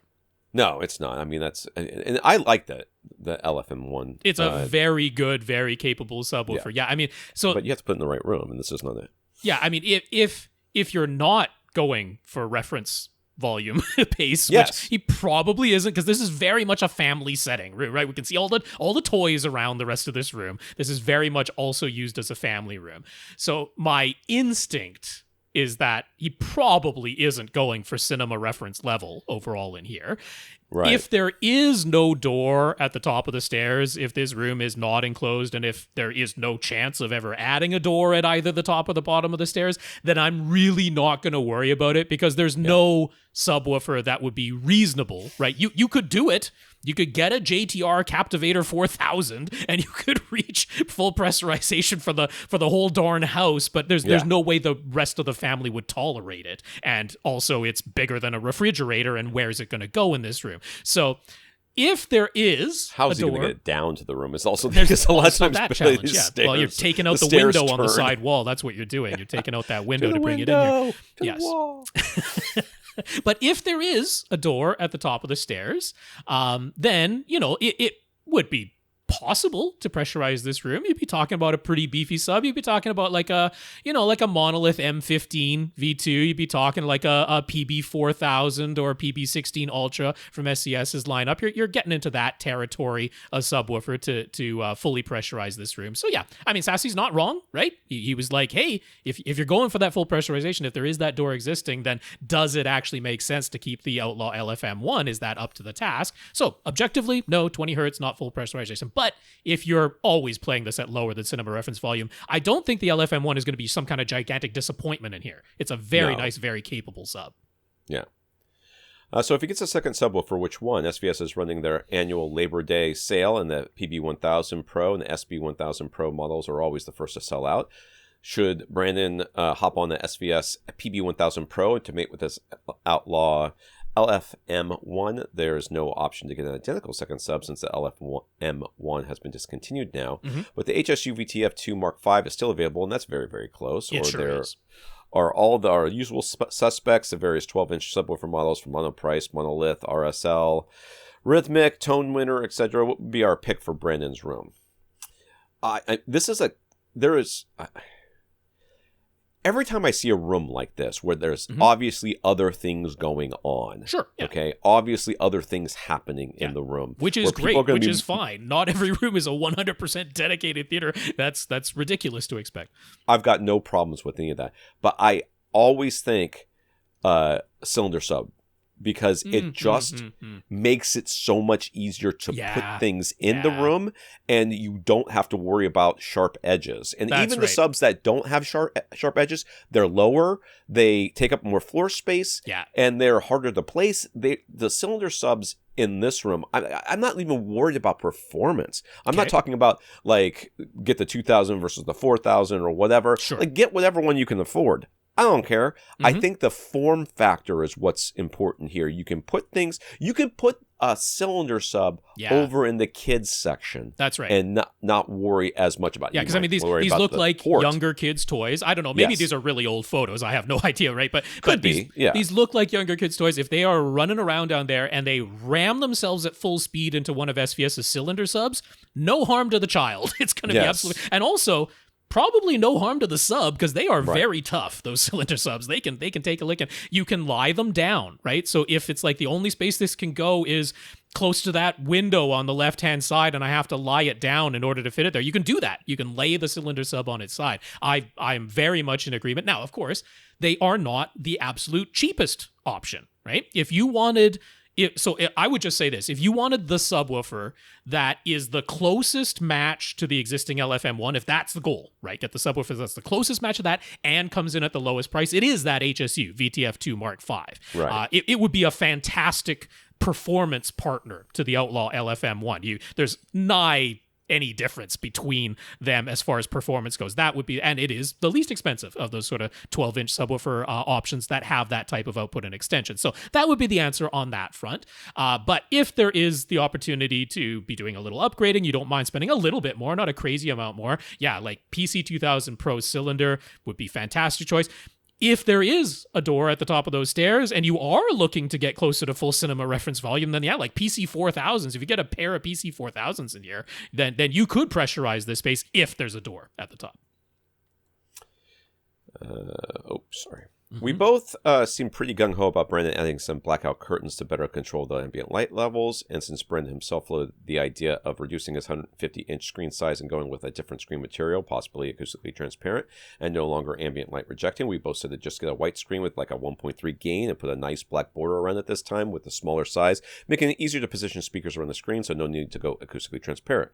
But a couple of things came to mind for Sasi when we said all of that. For one, there are plenty of screens out there that can claim to be 1.3 or 1.2 gain, but what they are actually measured, when they are actually measured, a lot of times they turn out to basically be just a 1.0 gain screen, with Stewart Film Screen Studio Tech 130 being about the only one that actually measures exactly the way it's spec'd. But Brandon seemed to clearly be leaning towards a DIY screen and spending a lot less than Stewart's screen would cost. So what about our old stalwart recommendation, Silver Ticket? If Brandon actually wanted to go with just a 1.0 gain, plain white screen with a nice black frame, he could get Silver Ticket's standard 135-inch screen for under $500, and that was actually measured to deliver very, very close to its 1.0 gain spec as claimed. But for about $800, Silver Ticket also has their 1.4 gain option. Silver Ticket. It hasn't been measured and confirmed by anyone Sasi trusts yet, but Silver Ticket has actually seemed pretty honest and reliable in their ratings on their other screens. And even if it doesn't measure the full 1.4 gain, it's almost certainly a bit higher gain than their own 1.0 screen in real world performance. So with either of those options, there would be no need to put the time into making his own DIY black frame, a lot less chance of wrinkles, which clearly happened with Brandon's current DIY screen, and compared to buying just the screen material all by itself from another brand, the price isn't even that much higher. So is this another case of Silver Ticket to the rescue? I mean, that's a long way of saying I'm too lazy to do my own DIY screen. And that is me. That is me. Okay, so that is what I would say. Yeah. But this is the case where Brandon clearly takes some sort of pleasure and joy of doing things himself. Sure. And you can get a lot more performance if you do not value your time. I mean, that's what it comes down to. A lot more performance? Well, you can get... I don't know. You can get... I'm saying in general. Like, in general, if you do not value your time, if you find joy in what you're doing, you can get more performance out of almost anything as long as you don't think your time is worth anything, because you get enjoyment from doing it. And that's the case. That can be the case here. He can get, maybe spend the same amount of money, but get the higher quality screen. Yeah, Will it make that much difference? I could very much point you to Seymour AV's Glacier White, which is not acoustically transparent, but we don't think that you need that. And Seymour AV is very good about selling their fabrics as DIY at very attractive prices. I really like the prices that Seymour AV offers their screen materials. Just a nice roll of material that they send to you, and you make your own DIY screen. So yeah, the Glacier White, which definitely does measure pretty much exactly the 1.2 gain that they spec. They're very bang on with that.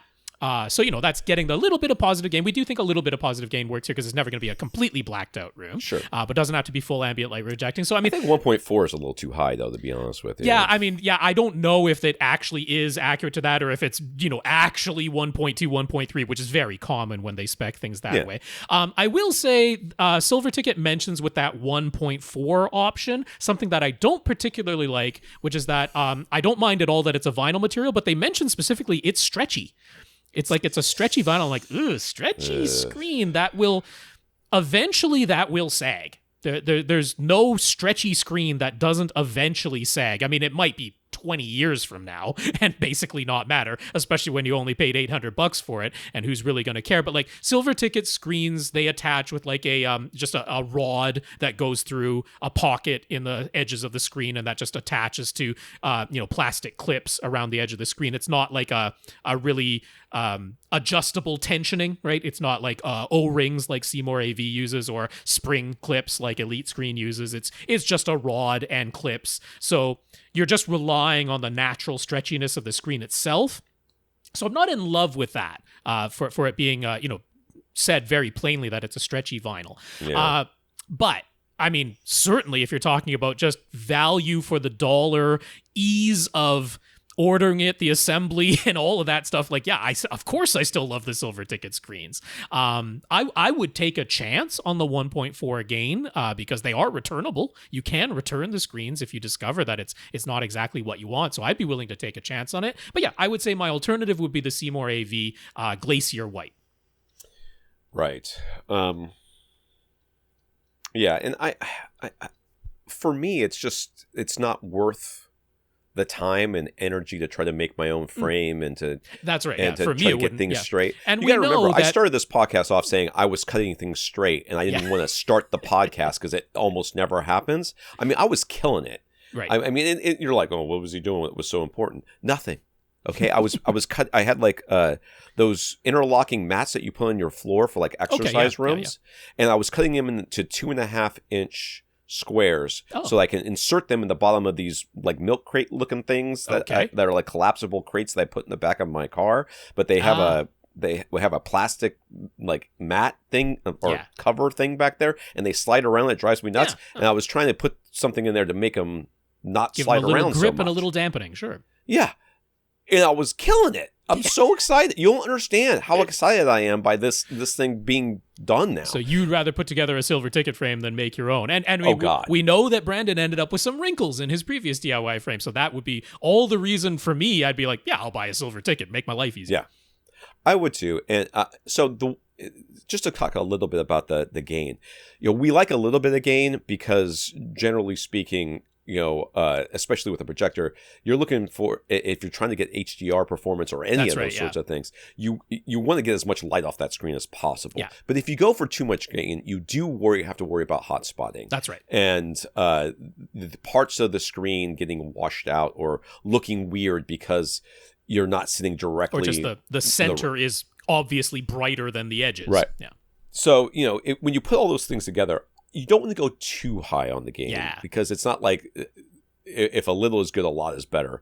That is not the case here, but a little bit of gain is okay. But putting the curtains up, I think, will make it so that you can get that 1.2 gain and be like, wow, that's the bigger whole deal. Thing The blackout curtains are the bigger deal for sure. Yeah. Brandon didn't ask about a projector upgrade, as he seems happy with his BenQ X3000i model, but Sasi has been voicing his concern about the lack of new projector model options under the $5,000 price category. In the under $5,000 price category. Again, they're not going to be here for much longer, so as far as I'm concerned, we're going to end up with this gap. It's going to be those crappy laser, quote unquote laser, insane lumen claims that aren't actually lumens. They call them something else and are the size of the palm of your hand, and you can throw them in your backpack and game at your friend's house. Projectors that you find on Amazon, and then you're going to have $7,000, $8,000 projectors, home cinema projectors. Yeah. And there's going to be like this big gulf in between of nothing else. Possibly, Well, or nothing. The ultra short throws are fitting in there price wise. Yeah. Right for now, but we'll see where they go. So he's just curious, as Brandon might be about what we just mentioned. He is just as curious. I am going to try this again. So he's just as curious as Brandon might be about what we might recommend in a setup like Brandon's. It's a hard sentence. Okay, you got through it. Are we honestly left with just saying to get an Epson 5050 UB, despite how old that model is now and how it lacks genuine 4K resolution and HDMI 2.1 features and support? Do we say spend $4,000 to get the Epson Laser LS 11,000, or have the DLP models gotten good enough in this price class now that we would say to get a DLP projector at this point? So yeah, I mean, this is going to be the problem, isn't it? The problem is going to be, how are you going to get into this gulf that I just kind of described of projectors that are like, I don't mind spending as much as a TV to get a projector, or maybe a little bit more to get a projector, but I can't. I can't spend 2, 3, 4 times as much just to get a projector that is, I mean, literally going from a 100-inch screen to a 135-inch screen. I mean, that is a significantly larger image. Oh, it sure but is. It's not like, I can afford to not buy a car because I need to buy this projector. You're not buying the $30,000 brand new Epson? Yeah, exactly. So you do run into this. Now, Yeah. I want to have a native 4K display, it is, to me, worrisome. It's like a shorthand for low quality. And I think that's erroneous. I don't think that people should be doing that. It doesn't matter how they get the 4K worth of pixels up there. Yeah. As long as you observe them and subjectively experience them as 4K. Who cares how they got it up there, as long as they got it up there? I'm not saying the genuine 4K. Like it is just kind of no, but that's what people say. That's that's like shorthand on Reddit. Like, okay. That's a wobble K. That's a fake 4K. It's a faux 4K. The chip projector. itself is just 4K, as opposed to using a half or quarter resolution and wobbling it for twice or four times per frame. Let's not use that as shorthand for low quality, because it's not. Anything under this price class is going to be using some kind of wobble K. That's just the way it is. So I mean, look, thankfully that Epson LS11000 does exist. $4,000, pretty pricey, but not so outlandish that someone who's considering a 100-inch LCD, might not consider the $4,000 Epson instead. That is very much a viable option. It does full 4K 120, right? So, and has pretty darn good black levels and contrast in that one. So that very much is an option. That would likely be the one I would suggest to Brandon if he were looking for a projector at, just under $5,000, and that's what he was going for. It probably would be Epson's LS11000, maybe the 12,000 on sale. But yeah, that would probably be it.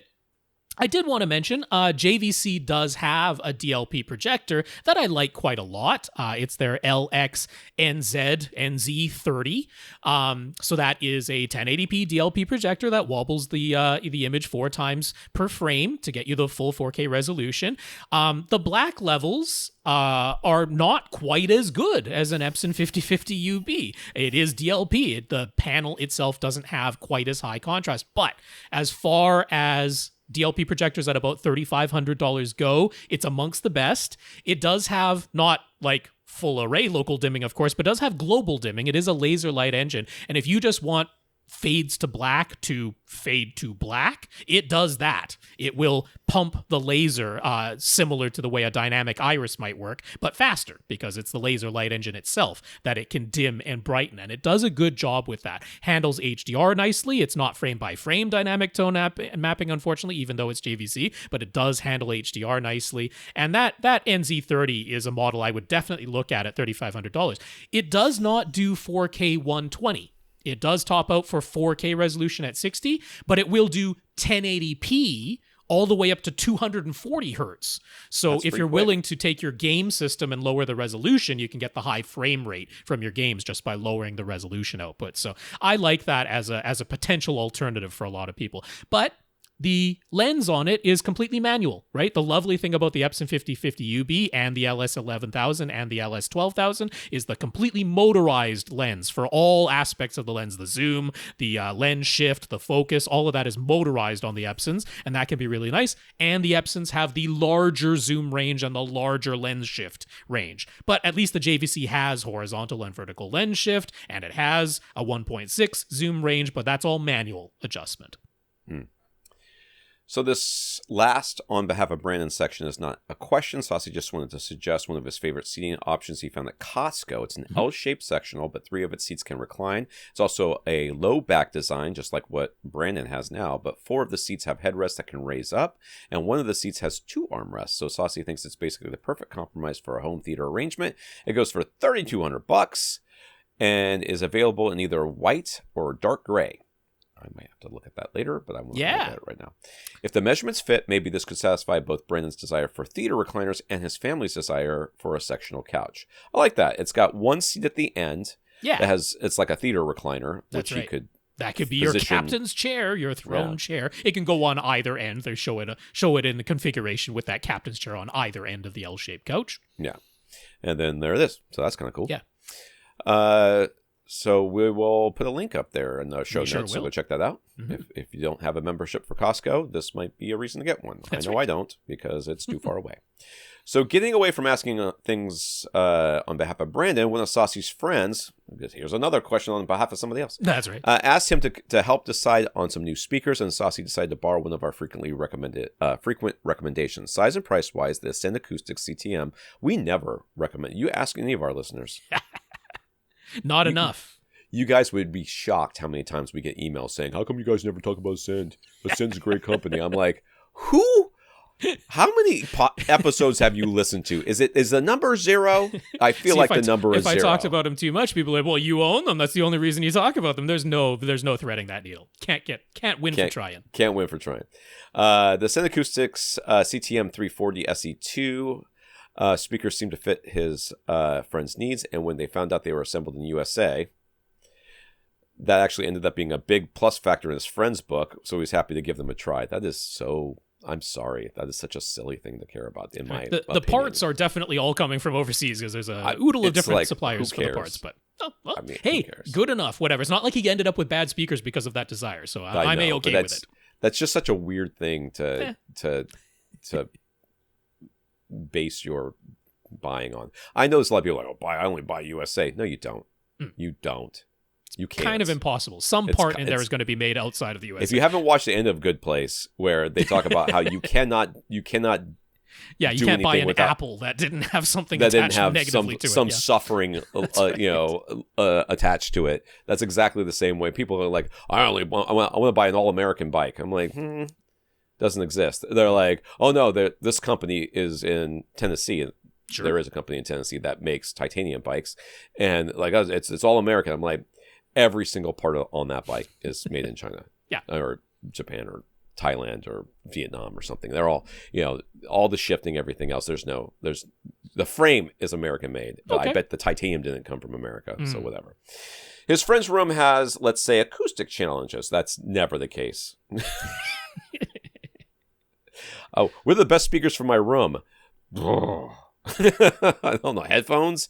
It's concrete. 2 of the walls are floor to ceiling glass, and there isn't a single acoustic treatment anywhere because nobody's ever heard of them, and that ain't gonna change. Nevertheless, to skip right to the end of the story, his friend really likes to Ascend speakers. He's keeping them, and Sasi was impressed with their sound quality too.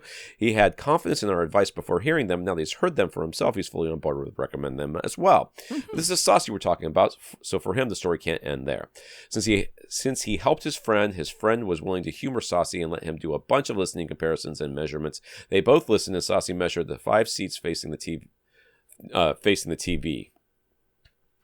He also brought over his own KEF R2 Meta center speaker, which is $1,400 versus the $430 for the Ascends, to measure and compare in his challenging room. Sasi was mainly concerned with the fact that the CTM 340 SE2, when he used as a horizontal center speaker, had an MTM design, which everybody hates because somebody told them to. This is he actually talked to Dave.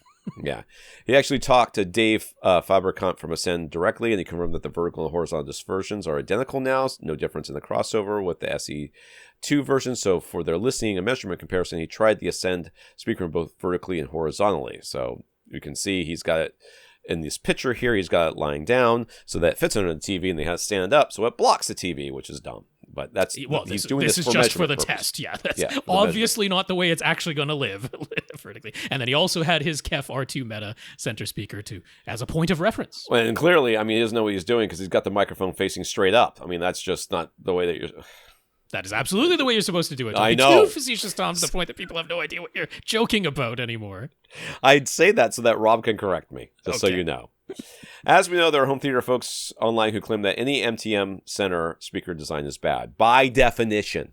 Cannot possibly be I have good. seen those very claims, yes. It is ludicrous how many people say, I was going to buy these speakers, but then I read online that the MTM is bad, and therefore now I'm not buying them. Right.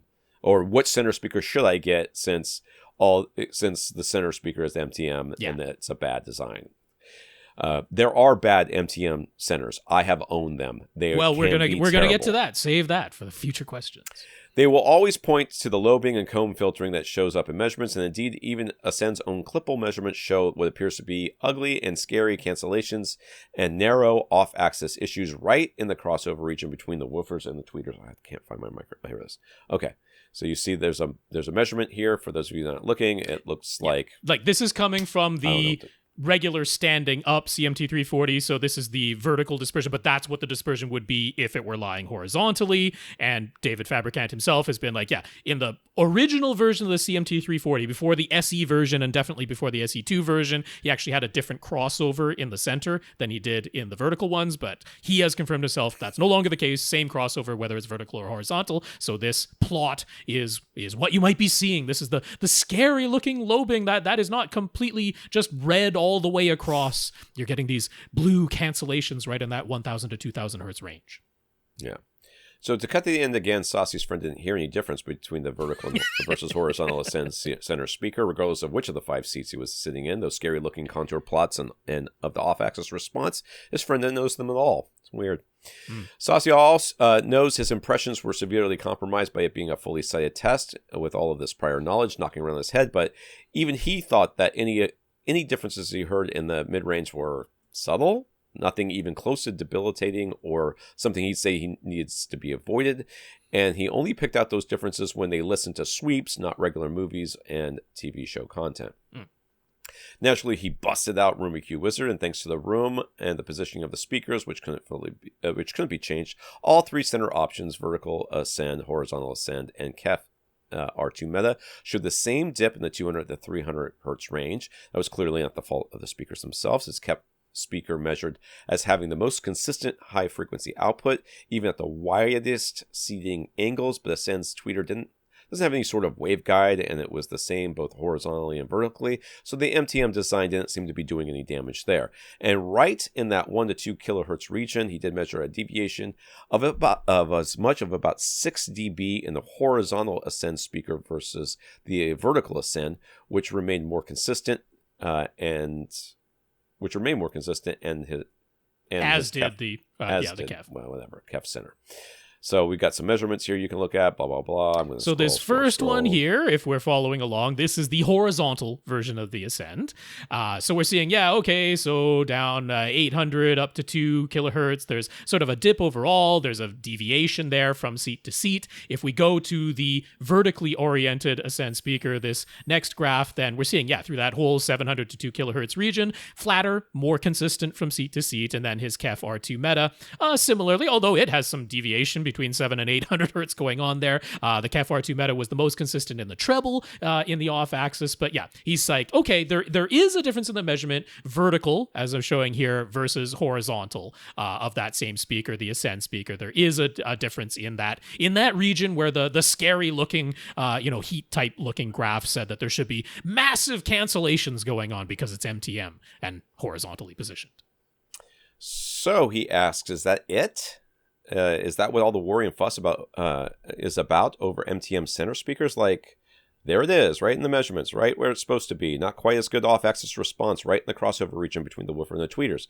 But it's not that bad. Why isn't it worse? Why isn't the 20 to 30 dB null that the clipple measurements show, or the major problem that people online claim they can hear?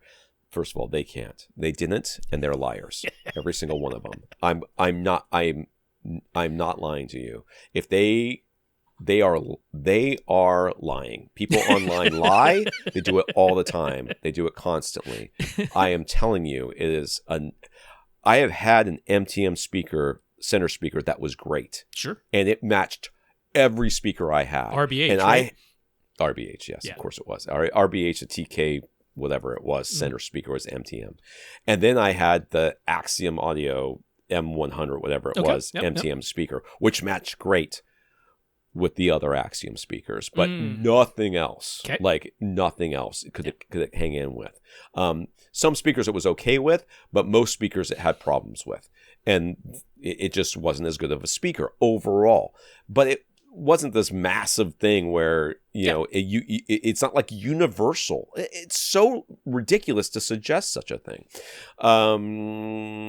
Is it because his friend's room is so reflective and that there are audio reflections combining with the direct sound to fill up the gaps? No. Like, to be clear, Sasi was always on our side. He always agreed that online fear over MTM centers was blown out of proportion. So strictly on an academic curiosity basis, why are the in-room measurements so much less a problem than the anechoic measurements of this horizontal ascend MTM center? And why did the listening test sound even more subtle than that?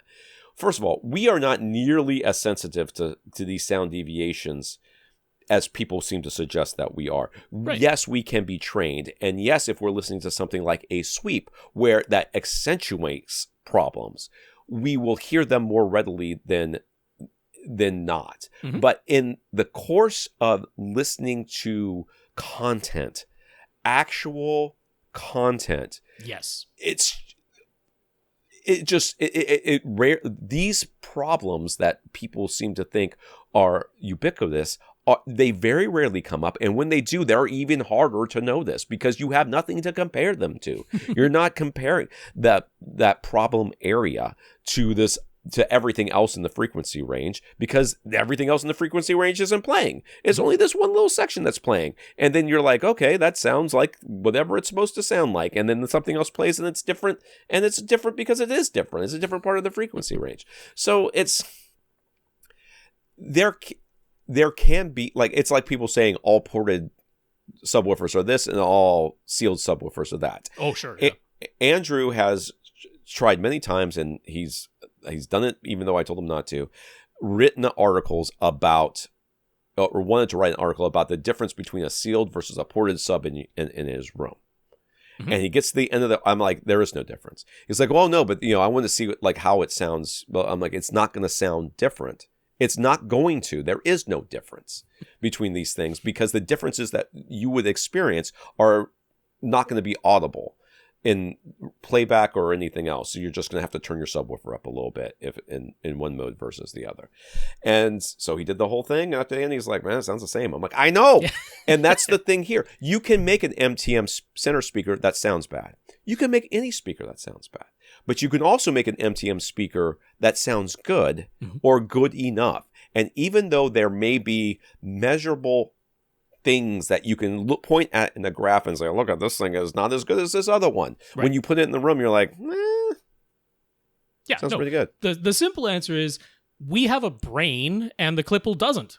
The Klippel is giving you a very accurate reading of a single microphone in a gazillion different positions and plotting that out for you. It does that way better than your human ears and brain system could do. If you tried to manually graph out what a Klippel system does, you won't be anywhere near as accurate. But we have that brain in our head that is like, think about how we can tune sounds out in order to listen and focus on what we want to hear in a noisy environment, right? Microphone can't do that. Microphone is just going to show you in the recording exactly what was going on in the environment. And you're going to go, how could anybody have picked out a voice in this massive noise environment that the microphone picked up, right? Objectively, that's the truth. There was this huge amount of noise or whatever other audio problem you might want to say. The microphone picked it up and showed it to you on the graph, and that is absolutely an objectively accurate representation of what was going on.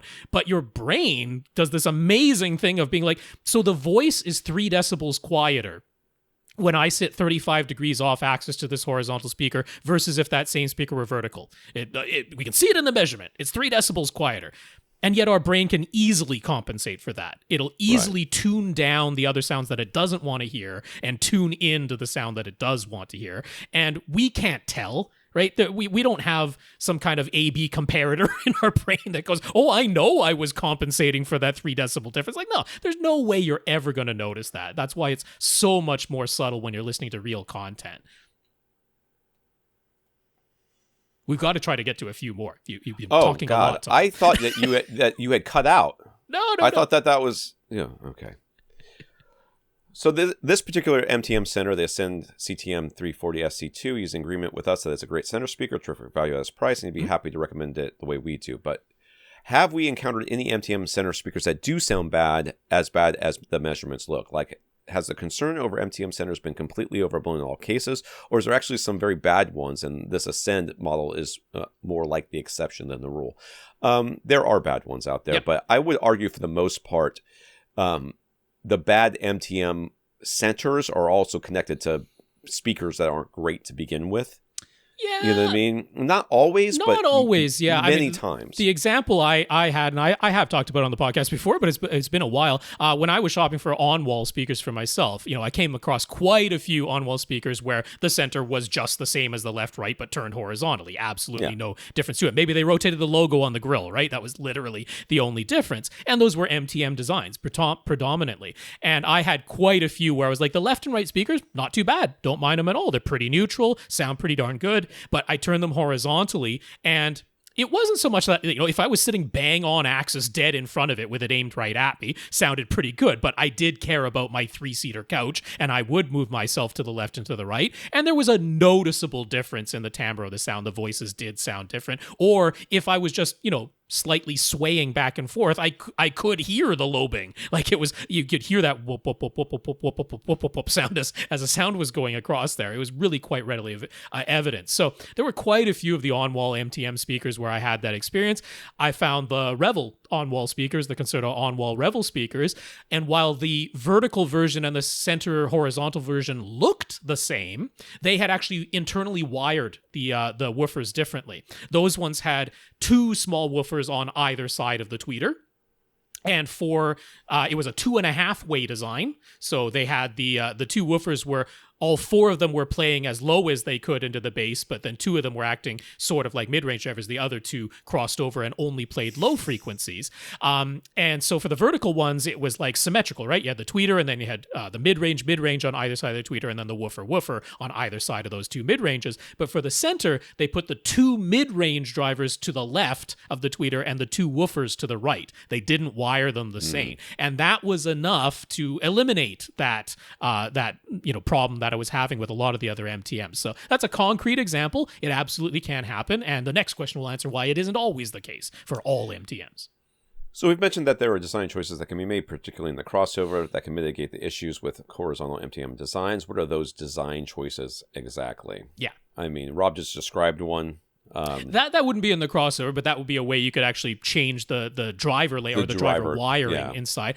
The main thing, two main things that'll be done. The main thing is applying steep crossover slopes, right? Now that means more money because you got to have more components in the crossover to make the slopes very steep.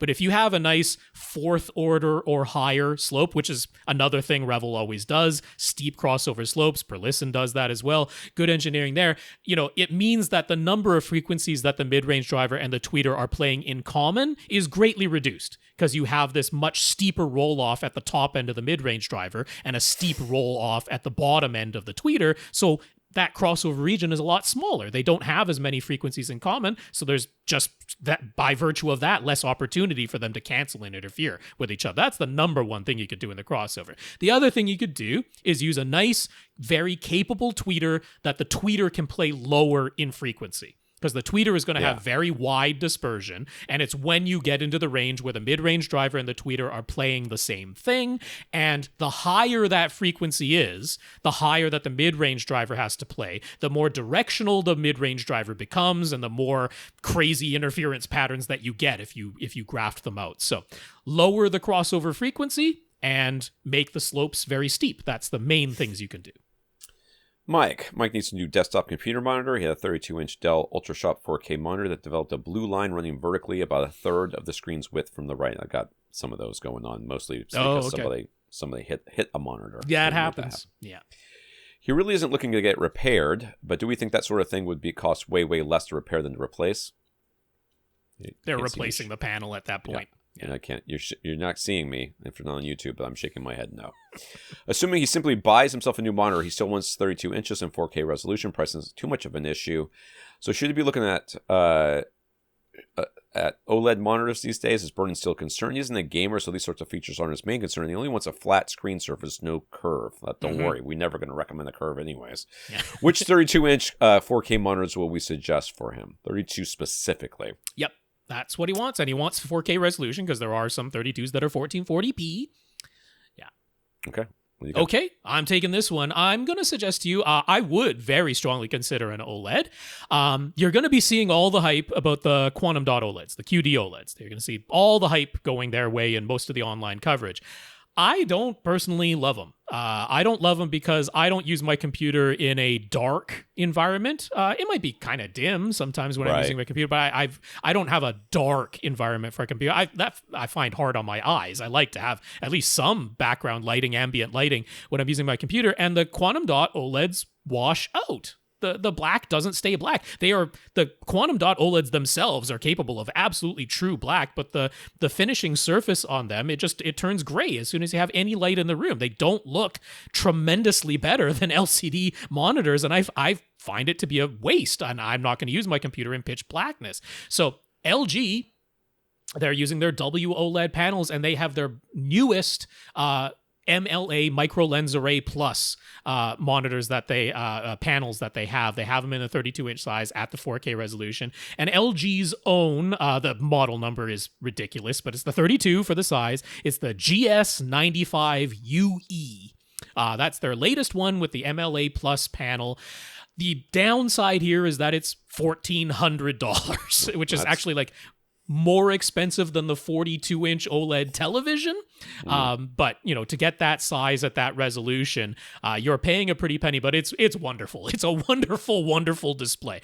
Now, burn-in is possible with that display. You are talking about OLED with a computer interface, right? So you have possibly static elements that like never ever move. If you leave that system tray open all the time at the bottom, that type of thing, it is still possible, but LG gives you a 2-year warranty that does cover burn-in.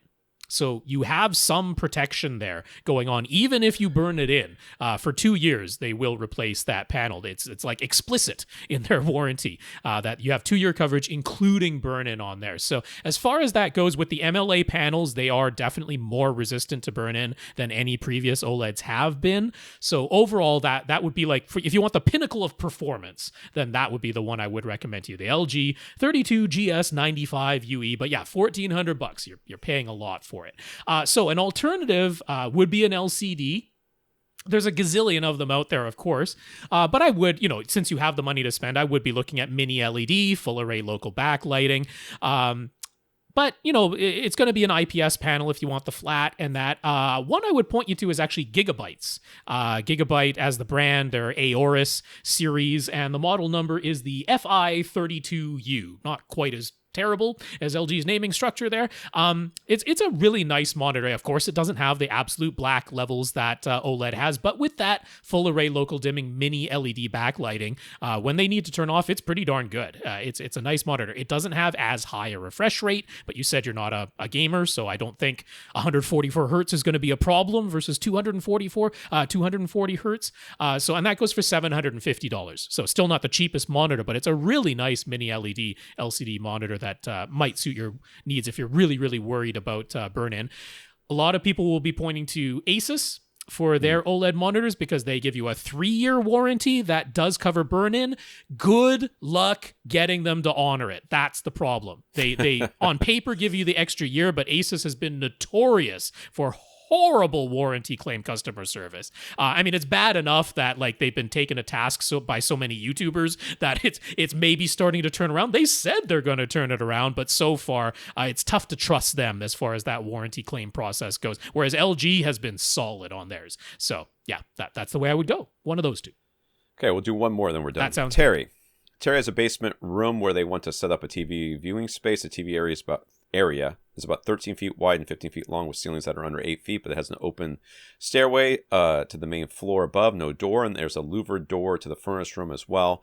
Both the stairway opening and the furnace room door are on one of the 13-foot walls. They intend to face that wall with the TV in the basement with the TV between the stairs and the furnace room door is about 5.5 feet between those two openings. Mm-hmm. The seats will only be a foot or two off the back wall, so it'd be about 13-foot viewing distance.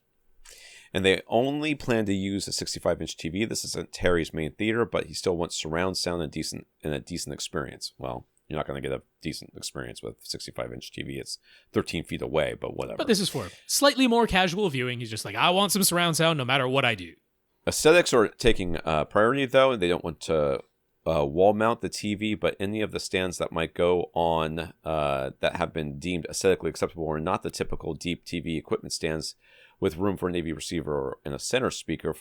So for that reason, Terry's looking at soundbars. The desire is to keep the setup minimal and very clean looking, and a full-size AV receiver, speaker wires, and the center speaker in particular don't seem to have any place to go.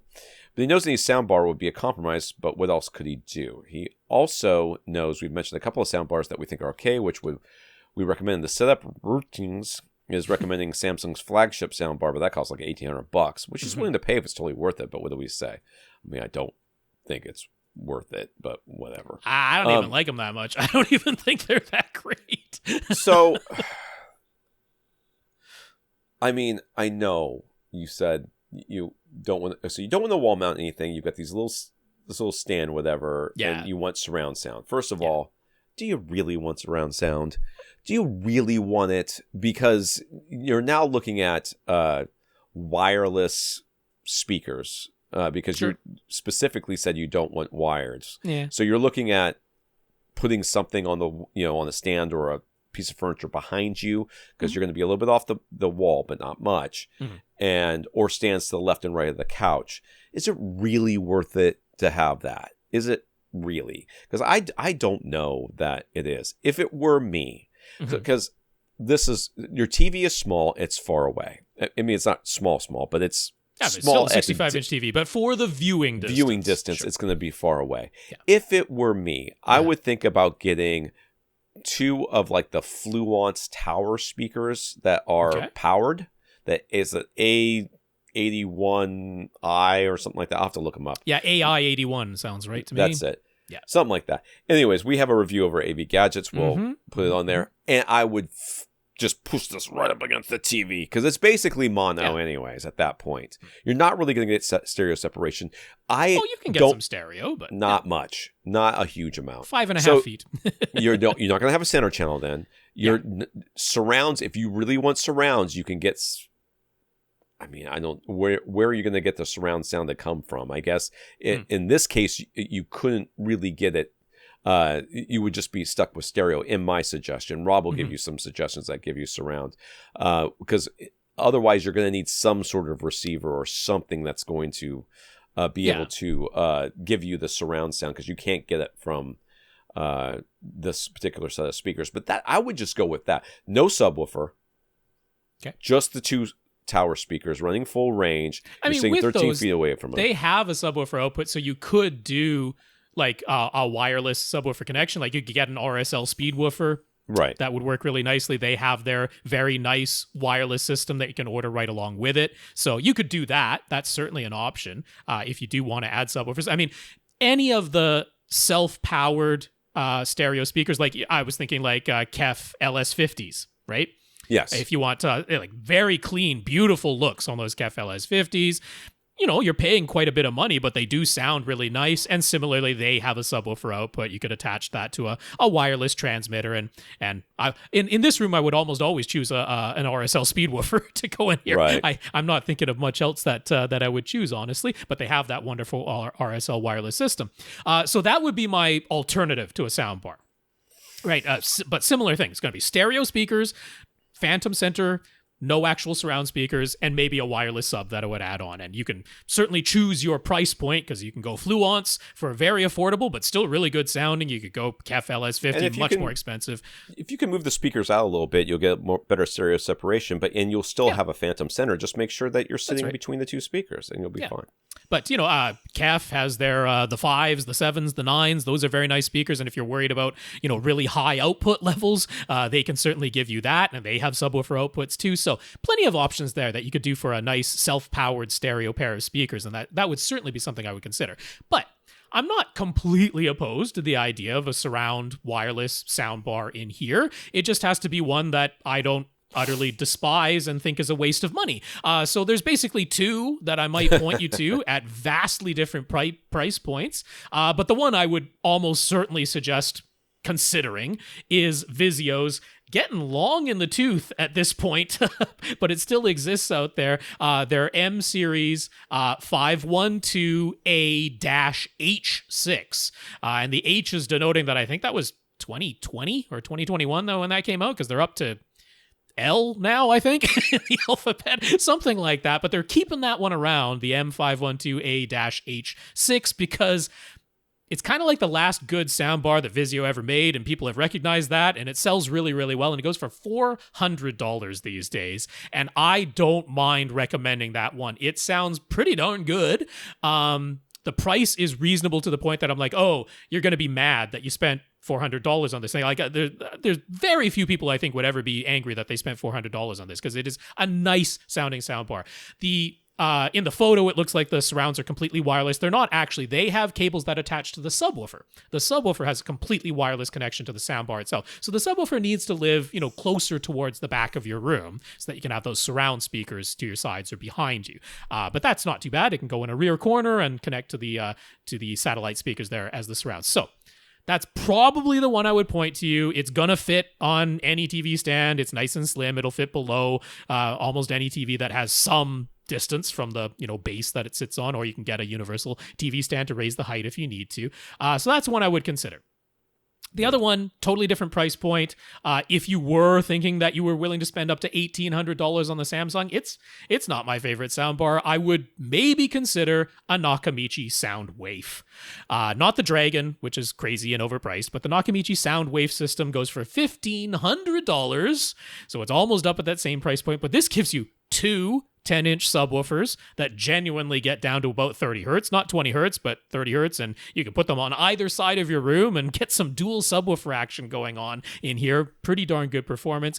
The soundbar itself is not tiny. You will probably need to buy a universal TV stand for your TV with that goes on the Visa mounts on the back to raise the TV's height up a bit, because a lot of TVs, even if they have the option of setting their built-in TV stand higher, it's like 2 inches, 2.5 inches, and this is a full 3.5, 4 inches high for this soundbar.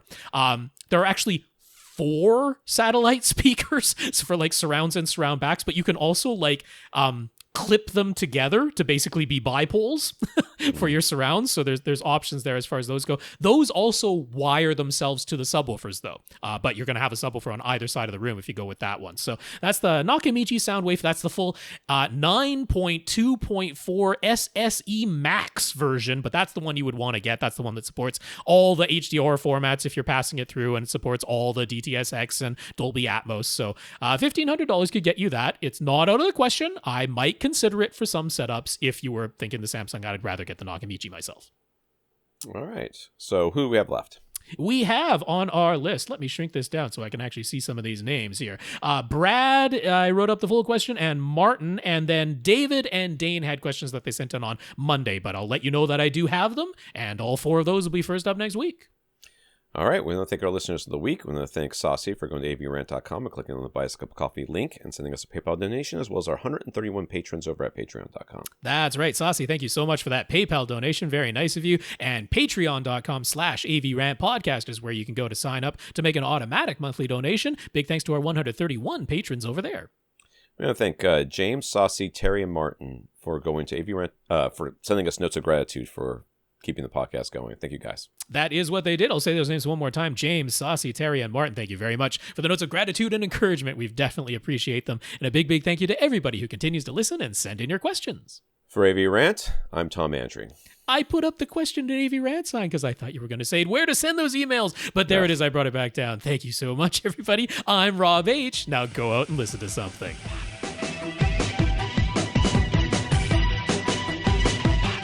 Want your question answered? Send it to question@avrant.com.